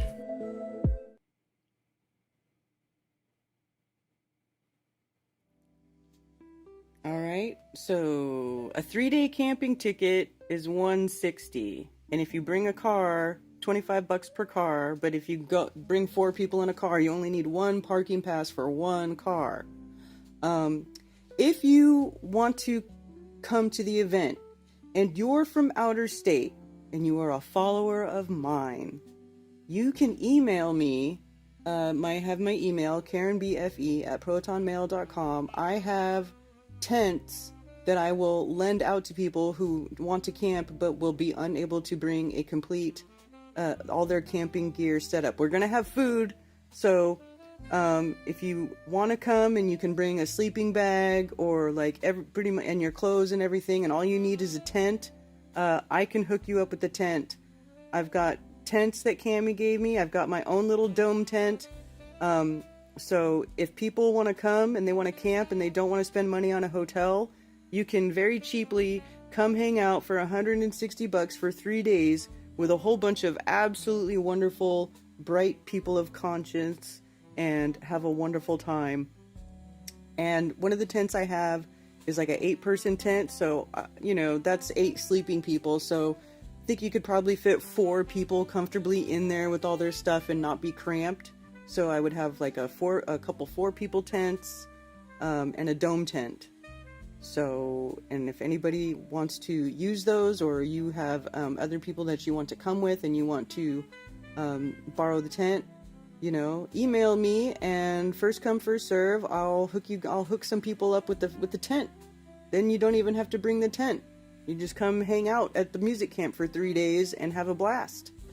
So I just want to give that option out there for anybody who's local. You and Ted staying on site too? Ted probably not. Most likely not, because we have animals and stuff that still need caretaking. But he can come hang out during the day. But I think I might stay there on site. I might do it. But I don't think Ted will be camping there.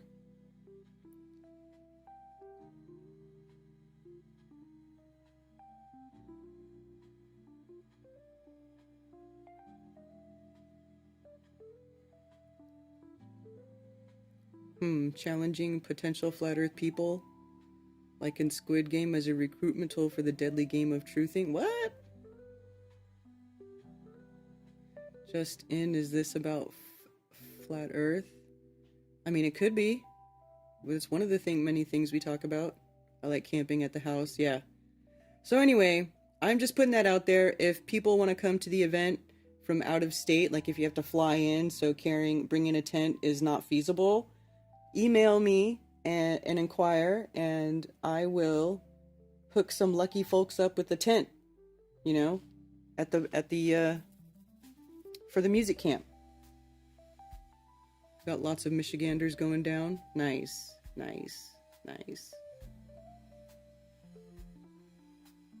All right, you guys. Thank you for being here. I enjoyed this fine moon day with you all, and I hope to see you all again soon. Glowbusters should be back this Sunday, and maybe a Thursday show with me and Cammie and Kyle, but I'm not entirely sure. But I think so. So that'll be going on, and I hope you all have a wonderful rest of your day. Peace. You can send physical mail to P.O. Box 10, Earl, North Carolina 28038.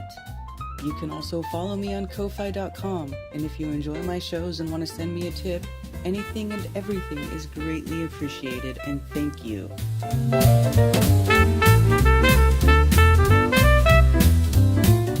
And it's official.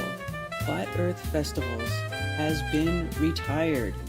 It was great fun while it lasted, and I hope you all cherish the memories we made at Flattoberfest as much as I do, and it was a pleasure to watch so many online friendships become in real life friendships over the years. Thank you so much, and I'll see you next time.